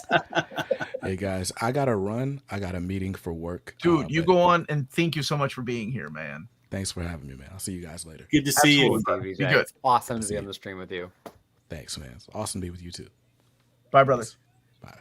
Everybody go and check out BJ Kick's channel. It's Comics Are Dope. So let's continue this, and then we'll come back to this discussion a little bit. Strange Academy Year 2. Not a hardcover, but collecting issues 13 through 18 and Strange Academy Finals 1 through 6. This was a great series, and I'm sure it'll be collected in an omnibus format one day. They crushed it. Like I was so impressed. They could not have ended any stronger. Absolutely delightful. I cannot wait to read this. I don't know how anybody else feels about this, because the ending of Avengers, when I don't want to ruin it, but there's that moment with Captain America where I'll just say he's breaking the fourth wall, and I'm like, what? And then I'm like, oh, that's so awesome. So I can't wait to read this. Don't look at the description, please. This collects. What Avengers were you just talking about? It's the one by Landing. Fallout, yeah. So funny. Okay.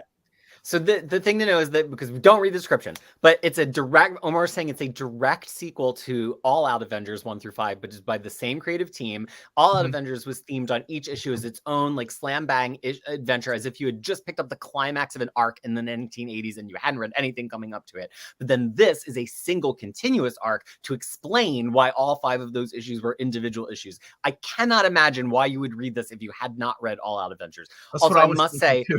It does have cover. the art by my favorite artist, Greg Land. So please, I read it and enjoyed every second. Greg Land did the other one too, didn't he? Yes, All he Out did. Avengers. I got to read 10 straight issues of Greg Land, and I love Greg. It's not a bit. I love Greg Land's art, and I had a great time.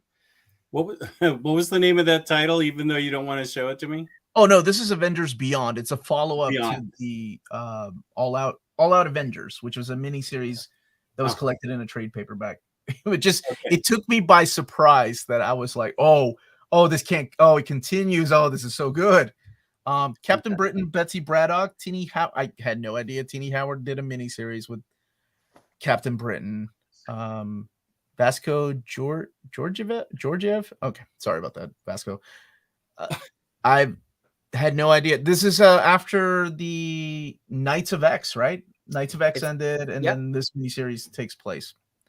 It's fantastic. I think it's Teenie Howard's best work on Betsy, honestly. It wraps up kind of speedily. You get the sense that maybe she was hoping to get another arc, and it wound up just being 5 issues. The last issues, but it really wraps up everything that's been happening all the way since Excalibur #1 in 2019, and I think it's some of her best Betsy. So I really enjoyed the artwork.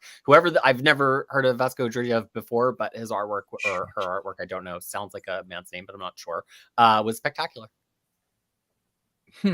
Yeah, her run on Excalibur was Teenie Howard's run on Excalibur rather was ups and downs. There's things that I enjoyed about it that kind of harken back to the old classic Davis days without Claremont, and then there's a little bit of Claremont, and then Howard doing their own thing.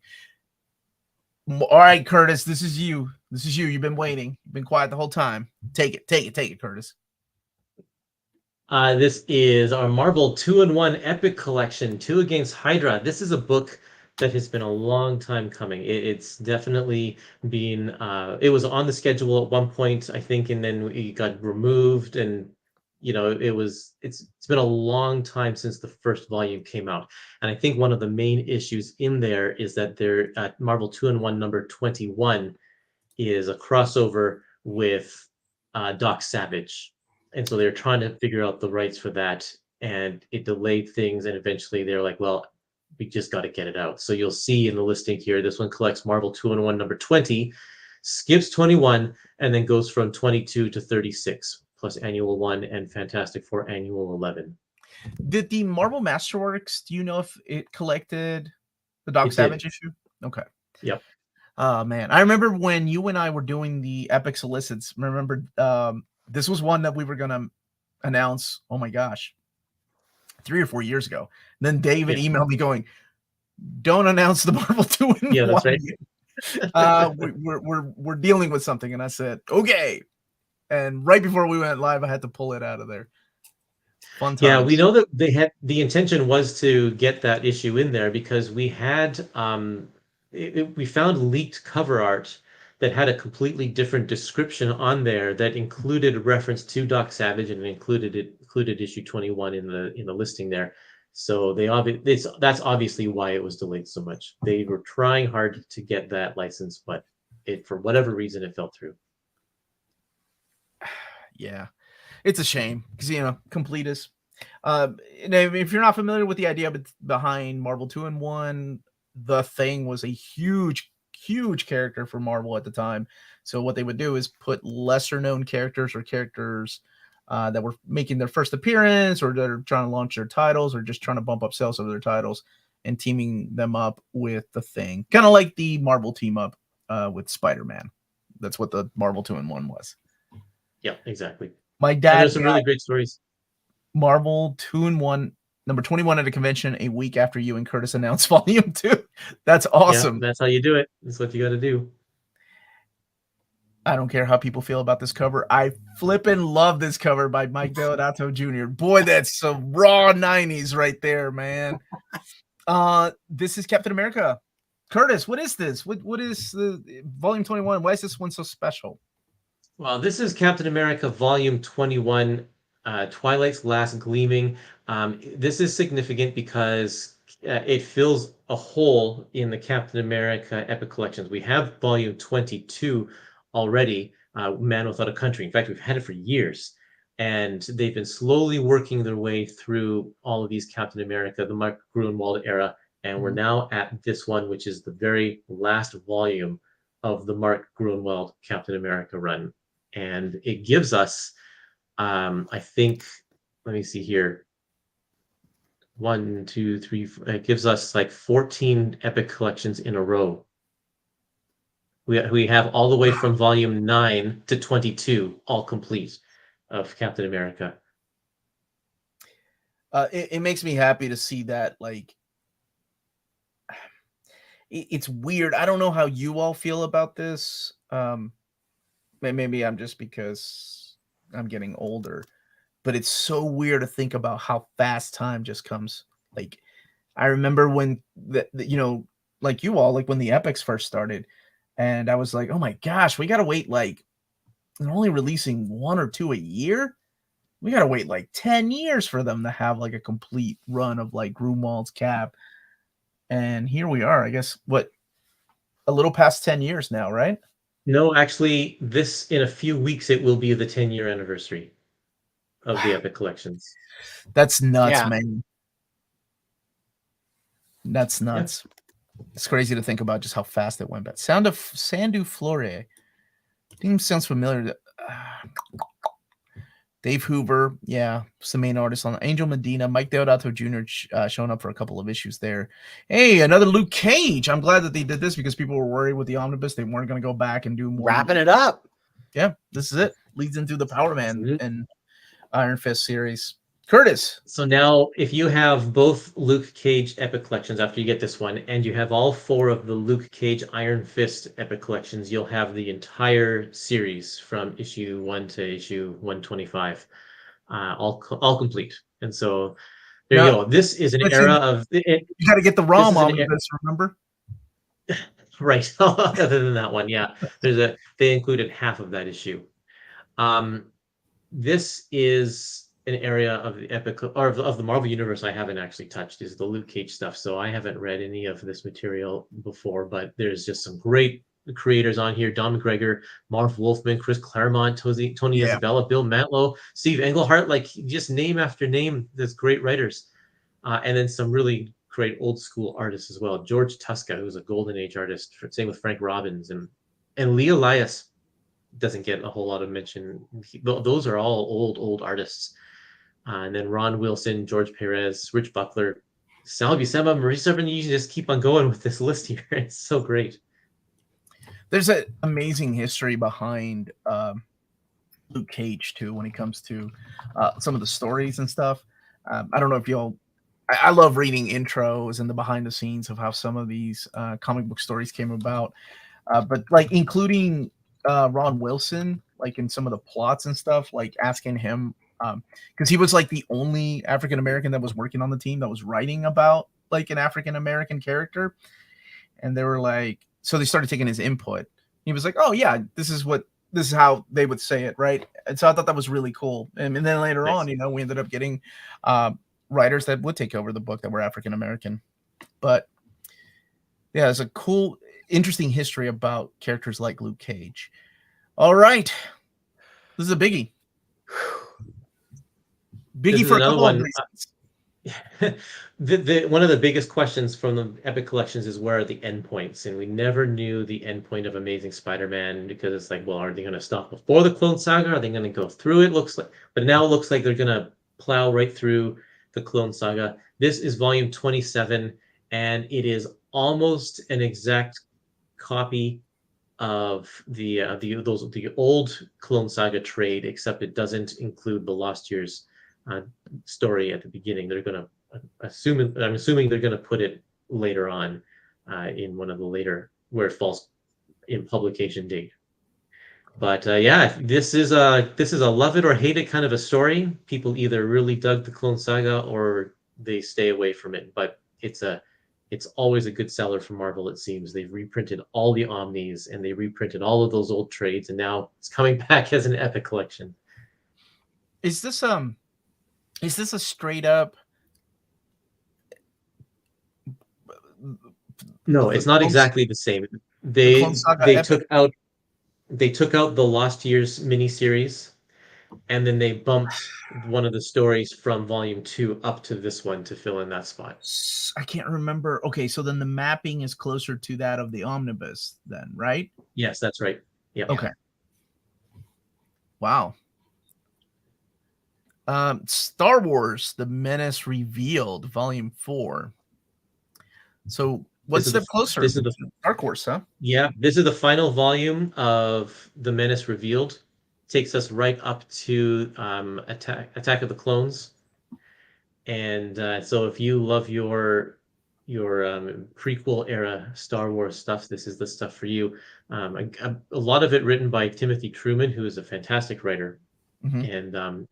And drawn by him too. He's actually an amazing illustrator as well.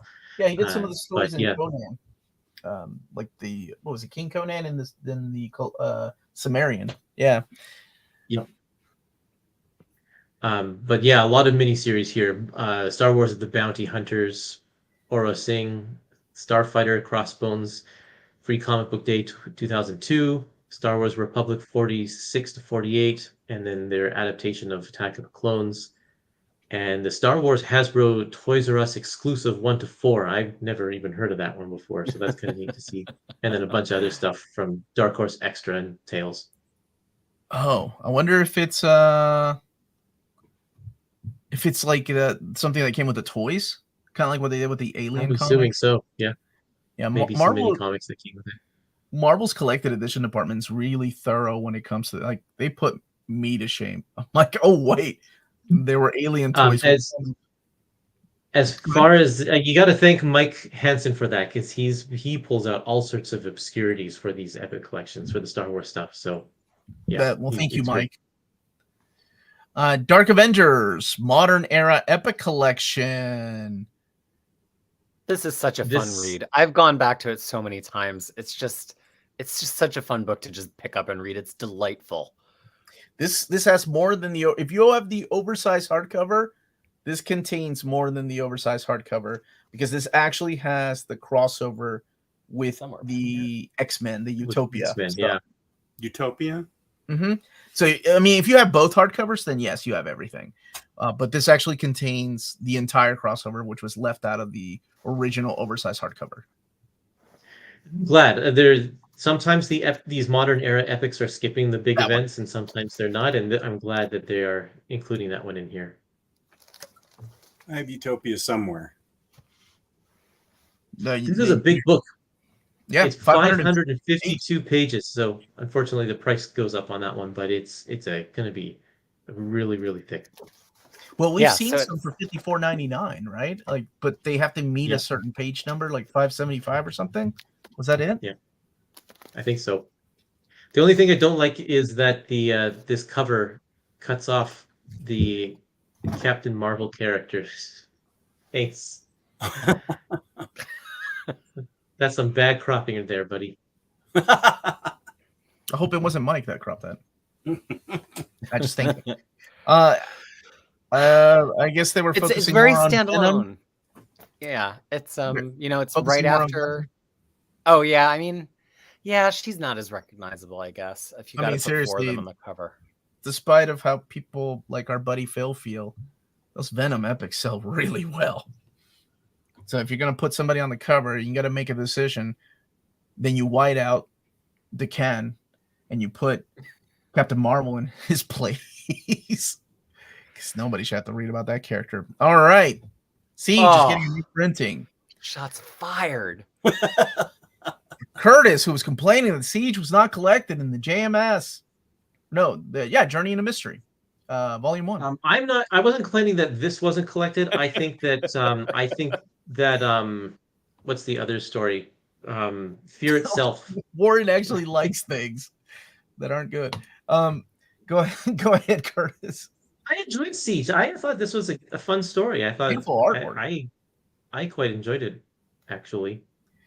So so you read Journey into Mystery without having read this, right? Because that one shot of Journey into Mystery kicks off during this particular time. It's the right. Siege one. So I mean, there's stuff that you need to know going into it. I found the thing is that Journey into Mystery takes place during Fear Itself. And that one wasn't, like, there was no reference in that book until after you read those issues that this is tying into that storyline.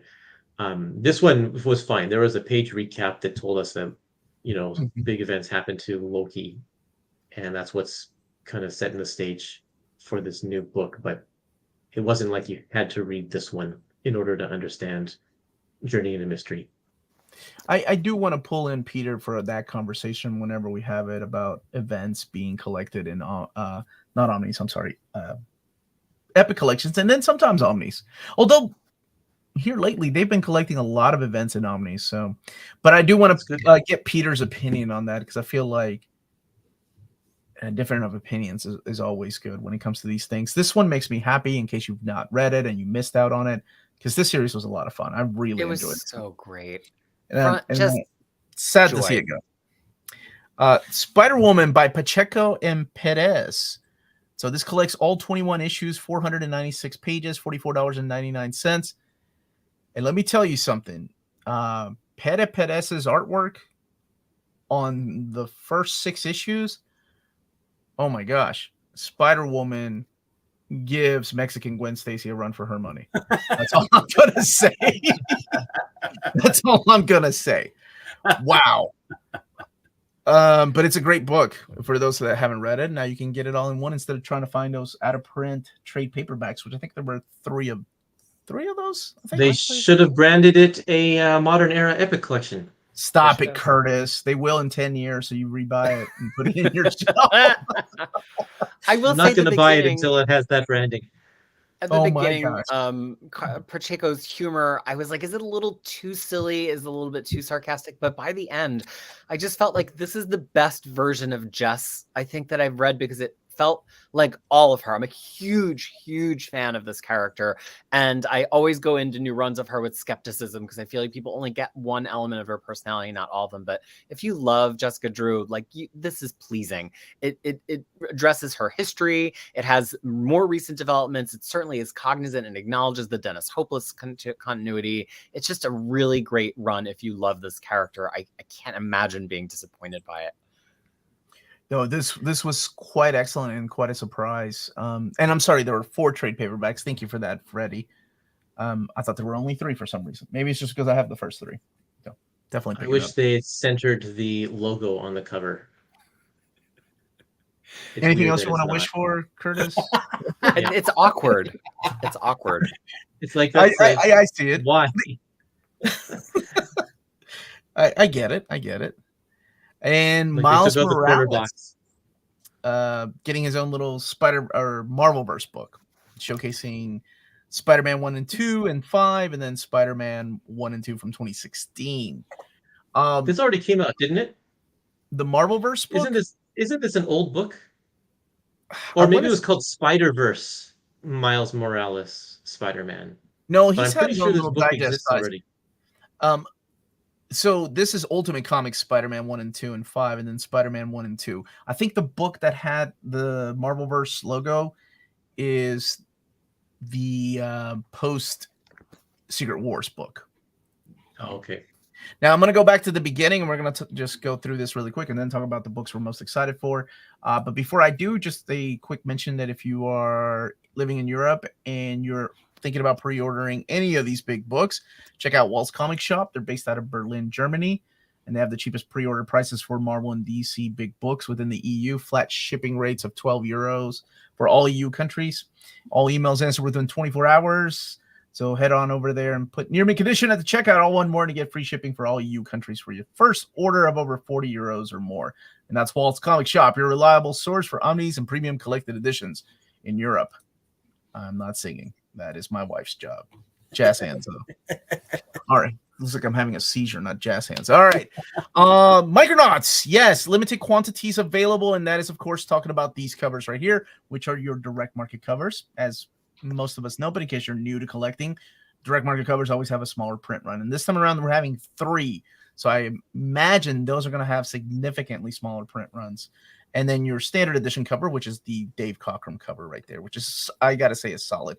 Captain America, this is the Silver Age Omnibus, because we've had 2 Golden Age Omnis, and we've also had an Ed Brubaker Volume 1, and we're getting a Mark Grunwald Volume 1. But this is what kicks off in the Silver Age when he shared a title with Iron Man in Tales of Suspense. Then he got his own comic when they changed Tales of Suspense to Captain America. Wonder why they did that, right, and not Iron Man. They were like, we'll just relaunch Iron Man, even though he was in the title. It's because there's something to do with having a new postal rates or something like that if you launch a new title. So they had to keep the old title, keep the numbering of that one to keep the old rates or something like that. Got you. Amazing Spider-Man by Nick Spencer Omnibus Volume 2 with these 2 variant covers, Arthur Adams and Patrick Gleason, and then the Ryan Otley cover right here with all the villains. The new printing of Daredevil Omnibus Companion by Frank Miller, and then the new printing of Thor by Walter Simonson. And Star Wars Legends, The Rebellion, and also a quick reminder to smash that like button if you haven't yet. That really does go a long way for us here on the channel.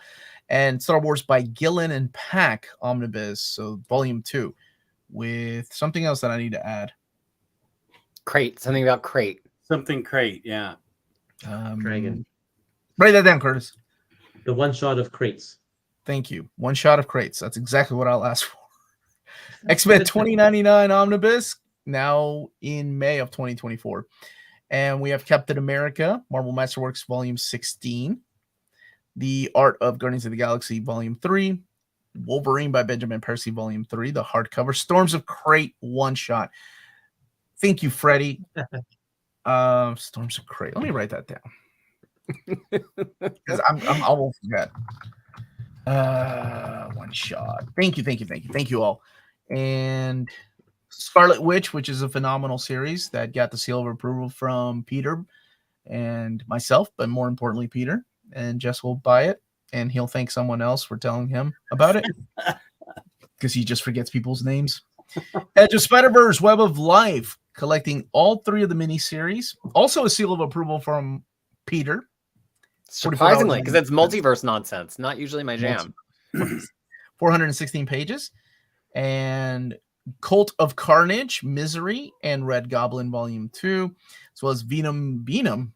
Uncanny Omar talked pretty one day. Venom, Lethal Protector, Life and Deaths, the follow-up to the classic 9. I'm surprised they didn't get Ron Lim to come back and draw that. The art's really good, though. Oh, I'll take your word for it. Let's see here. Spiderman India, Seva, trade paperback. This is the new series. And then Venom by Al Ewing, Volume 5. Or I'm sorry, Venom. Captain Marvel, Dark Tempest, the new miniseries by Ann Nocenti. And then the Hellfire Gala trade paperback. That page still cracks me up. And Magneto by this is J.M. DeMatteis with Todd Knock. And Days of Future Past, Doomsday by Mark Guggenheim. Have you read that one, Peter? I haven't. That's only got a couple of issues out, and I did not get to it. Okay. Marvel Unleashed and New Mutants, Lethal Legion, as well as Sabretooth and the Exiles. Yoda, all 10 issues collected in this Star Wars Yoda trade paperback. Incredible Hulk, Volume 1, Age of Monsters, by someone that can write comics. Scotty Young, and that was the list of Evergreen, which I've done a separate video on. And this is the Strange Academy Year 2. All in one thick trade paperback. Avengers Beyond and Captain Britain, Betsy Braddock. And Curtis's favorite part of the show, the epics. Marvel 2-in-1 Epic Collection, 2 Against Hydra, and Captain America Twilight's Last Gleaming.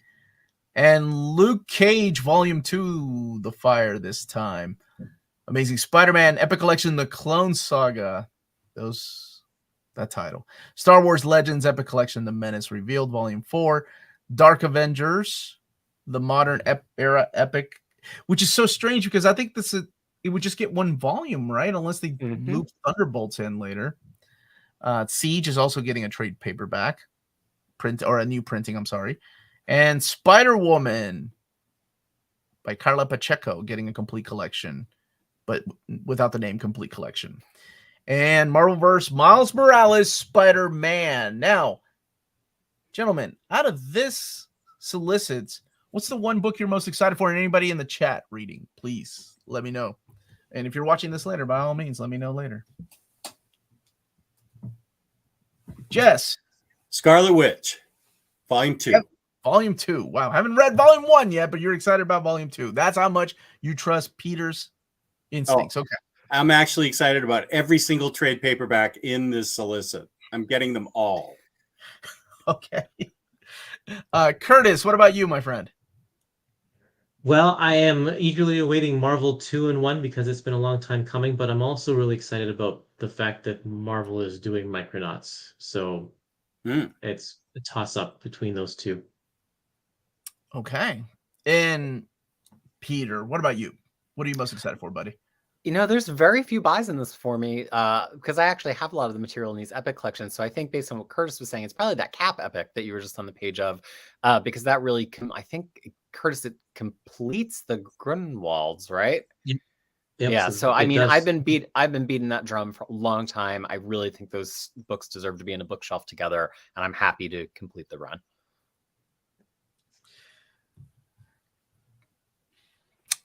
That's a good one. You know, it's funny because this is also the tail end of his run, right? That probably most people, even people that loved his Captain America run, can be like, oh man, it was not so good. He was inside of a suit, a extreme suit for a while. I got to go with Micronauts. I'm very excited about that one. Very, very excited and what it means, to get it all for the first time ever collected completely. Which cover do you want? I like, oh man, I don't know. That Ditko cover is pretty cool, but I really like the Dave Cockrum cover.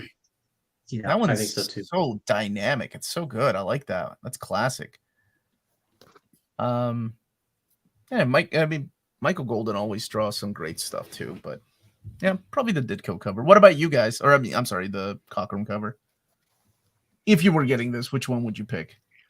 I picked the Cockrum cover. I'd go Golden for me because didn't Golden do the X-Men Micronauts miniseries? So to me, in my mind, Golden is the Micronauts artist, even though I know he's not actually always, but he was for the he's first the one who year. launched the title. Yeah. Yeah. So why would you not want him? I don't know. That seems like a gimme to me. Because I really like Cockrum's cover. What, Jess? What about you, buddy? I actually not sure I have an opinion on this. You don't have an opinion on the covers? Okay, No, good enough. I'm happy that you guys are happy though. I think it's awesome. Long time coming, that's for sure. Yeah. Let's see here. Let's see what everybody else is saying. Daredevil and Thor, baby. Just Micronauts. 2-in-1 Cap, Luke Cage, and Spider-Man epics. Spider-Man? Really, Phil? I thought Phil would have stopped. Phil loves the Clone Saga. He's like a huge fan of the Clone Saga. I know he loves Venom and Carnage, but I didn't know he was also a Clone Saga fan. Wow. Cap, Marvel Masterworks, and Scarlet Witch. Most excited for Spidey by Spencer 2, and everyone that wants to get Thor Omni and Star Wars by Gillen and Pak. Marvel 2-in-1 epic. Heck yeah, long time coming. Micronauts. Magneto by JMD, one of my favorite writers. Daredevil Companion Omnibus. What's up, Aaron? How are you, brother? Amazing Spider-Man Epic Collection, the Clone Saga, man. Micronauts. All right, Warren's got some good taste. He's got some interesting opinions, but he's got some good taste. 80s nostalgia and disposable income means Micronauts is my top pick. Micronauts and Captain America Epic. Micronauts, but still waffling on the DM covers. Dark Avengers Epic Collection and Spider-Woman. And Sabretooth and Captain Britain. Daredevil's another pickup. If my wallet allows, I'd love to read that Thor Omni. Thor by Simonson. Thor by Walter Simonson. Cap Epic. Still need Spider-Woman by Hopeless. Wait, didn't that come out? But they need it because they want to read the new but it is out though, right? Like I remember reading it just recently, like a big thick trade of it. Spencer Spider-Man Volume 2 should have been out before Beyond and Gillen and Pak Star Wars. Finally, I'm not excited for Micro. You just had to throw that in there, didn't you? Just had to throw that in there. Marvel 2-in-1, it's clobbering time. Can I complain there was no Iron Man Mighty Marvel Masterworks? Yes, Terry, you can complain. That's what we're here for. And I feel you. It is weird that we have a Captain Marvel and a Namor, but no Iron Man Mighty Marvel Masterworks. Or none solicited this time. Max Appleman's the greatest of all time. Don't give him that. He's the one that recommended She-Hulk to me. Now the truth comes out. Now you need to read it, Peter. He also plays the guitar too. So he's so good. I can see guitar player. So good. Star Wars by Gillen and Pak. And Scarlet Witch Volume 2. Cockrum cover for me. Maybe Dark Avengers. Probably getting that Micronauts also, I suppose. I guess. I just got Luke Cage Epic Collection Volume 1 last week, so I'm definitely excited for Volume 2, along with Marvel 2-in-1 and Infinity Gauntlet and Secret Wars trades. I want that golden cover, but honestly, like all of them. Jackson Geist did the art on X-Men and Micronauts. Did he? I really thought it was Michael Golden, honestly. I thought it was Golden too. Maybe he did the covers? I don't know. Maybe. I don't know. Daredevil Omnibus all the way.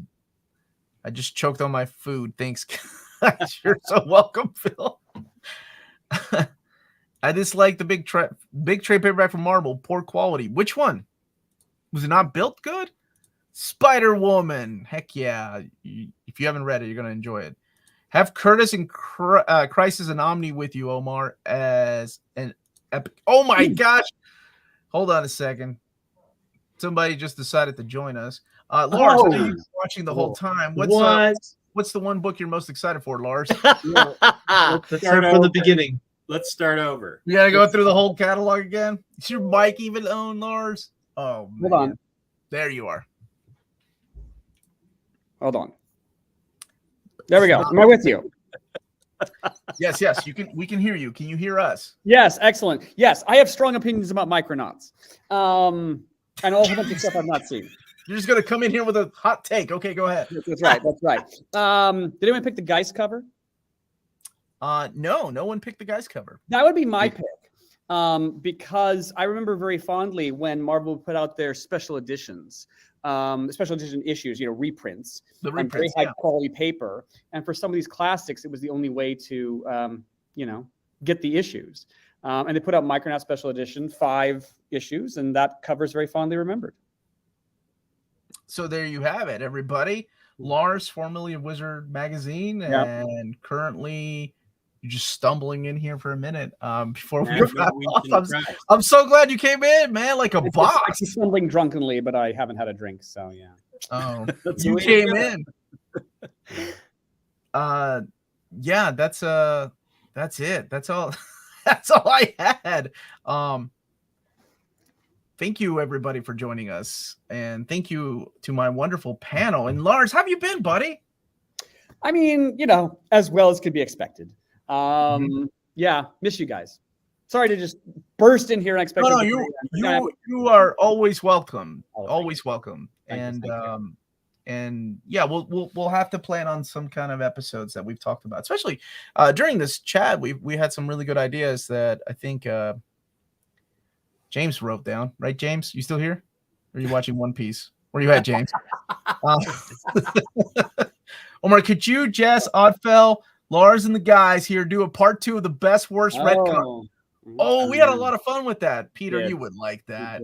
We did. You would like best retcons and worst retcons. I know you're one of those guys. Because you have a lot of strong opinions that I actually share some stuff with. I have cleaned the lens. It's just dark in here. Here's a drink for Lars. Well, the next time I see him, buy him a beer. Yeah, I look forward to watching the entirety of this video later on, but it will doubtless be so overstimulating. I'll have to have a tranquilizer first. Just to try to get through it. Chase it with a shot. Yeah, exactly. Yes, because prescription drugs and alcohol always go well together. It's the story of my 20s. Bringing it back to the Micronauts. Yeah. The college years. That's why you didn't have Micronauts.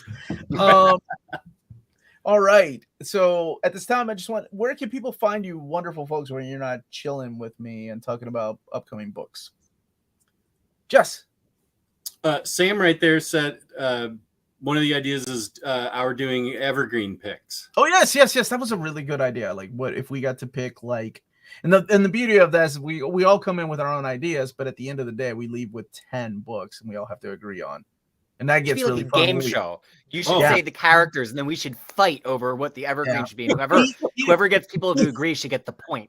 And Pete and I have some strong arguments in the past that we both break down sometimes and go, fine, do it your way this time. Probably right. I hate it. But it's a lot of fun. I think that would be fun. So Lars, you're so invited to that too. We plan on doing that. Oh yes. So Jess, where can people find you, buddy? Thank you for having me on the show. This has been a blast as always. You can find me on OmniDogs Vault on YouTube, OmniDogs_Vault on Instagram, and OmniDogs Discord channel, whatever it is. It's something. There it is. James just put up thank you. OmniDogs Vault Discord. Thank you, James. I'll need to get that link. James is everybody's super producer. He is he's like Oracle. You ask him for something. Oracle. He's like Oracle, man. Amanda and I, his name from now on. Oracle. We've been doing movie reviews for the last 5.5 years, and James went back and tracked down all our ratings. I couldn't remember what I gave like Catwoman and things like that. And he's like, he created a freaking spreadsheet. I'm like, when did you have time to do this? He's an oracle, dude. Curtis, where can people find you? Over at epicmarvelpodcast.com, where I haven't been posting new podcast episodes, but I'll get back to that soon, I hope. And but otherwise, yeah, all over Facebook and Instagram at Epic Marvel Podcasts. Got a couple of different Facebook groups. I started a new Facebook group recently about Eclipse Comics, the publisher from the 80s. And that's been a lot of fun posting some of the stuff that I've been picking up lately, reading lately. But yeah, there you go. That's where I'm at. Excellent. And Lars, coming in. Is it the children, Curtis? Is that why you're not getting your podcast done? Yes, it's summertime. So take them back to the store and make some more podcasts. They're going back next week. Don't worry. Yeah, they're very bad for your pocketbook and for making podcasts. Yeah, I'm at madnorwegian.com, and we continue to pump out Doctor Who guidebooks and whatnot. Very excited for the 60th anniversary, first starring David Tennant, and then for the new Doctor, who I believe his name is pronounced Ncuti Gatwa. Yeah, so gonna be good times for Doctor Who. And last but not least, my buddy Peter, where can people find you? I'm Crisis with a K throughout the internet, and my home on the internet for the past 23 years is crushingcrisis.com, which has all of my guides to collecting Marvel, DC, and independent comics. And I have to just say, it's always so much fun to catch up on current comics for this show. This is my comics community, not only the folks on screen, but all of you in the chat. And I love being the person who gets to make recommendations and tell you what's going on in the current Marvel. It's a joy for me. Same. I am always happy to have you here. You are like the smartest guy I know besides me out there in I can't. I'm sorry. I'm really trying. Okay, here we go. No, seriously. All kidding aside, you're the smartest guy I know out there that talks about comics. And between you and the guy for the love of comics, oh my gosh, you all put me to shame with your PhDs in comics, man. It's crazy. So it's a big blessing to have you here and everybody else here. I love you guys, and you're a big part of this. Like I said, I could always do this alone, but it's so much more fun to talk to my friends about this stuff. Just kind of reminds me of the old comic book days when I used to hang out at the comic book shop and talk about this stuff. Yeah, I will be back tomorrow with the upcoming collected editions for the month of September. And if you're on Patreon, that goes live tonight for the early access. And check out our sponsor here in America, cheapgraphicnovels.com. They have a huge sale right now, and books up to 50% off. Tell them your mint condition sent you their way.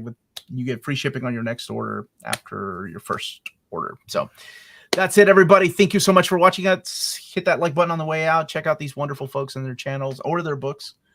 But before I go, Lars, who is your favorite Doctor? Oh, Sylvester McCoy. Sylvester McCoy. Okay. Yeah. Number 7. Oh. The guy with the umbrella and the spoons, who, if you mess with him, he will bust you up. I was asking like your cardiologist or your radiologist. Do you have any specialist recommendations for Omar? The answer is the same. I am getting up there, man. Yeah, I know. Everyone in my life in that regard is retired. My dentist retired, my doctor retired, my barber retired. Everyone's retiring. Oh man, as a trying matter to of fact, tell you something. I have my annual in about 40 minutes. So everybody have a wonderful day. Bye-bye. That's what I meant.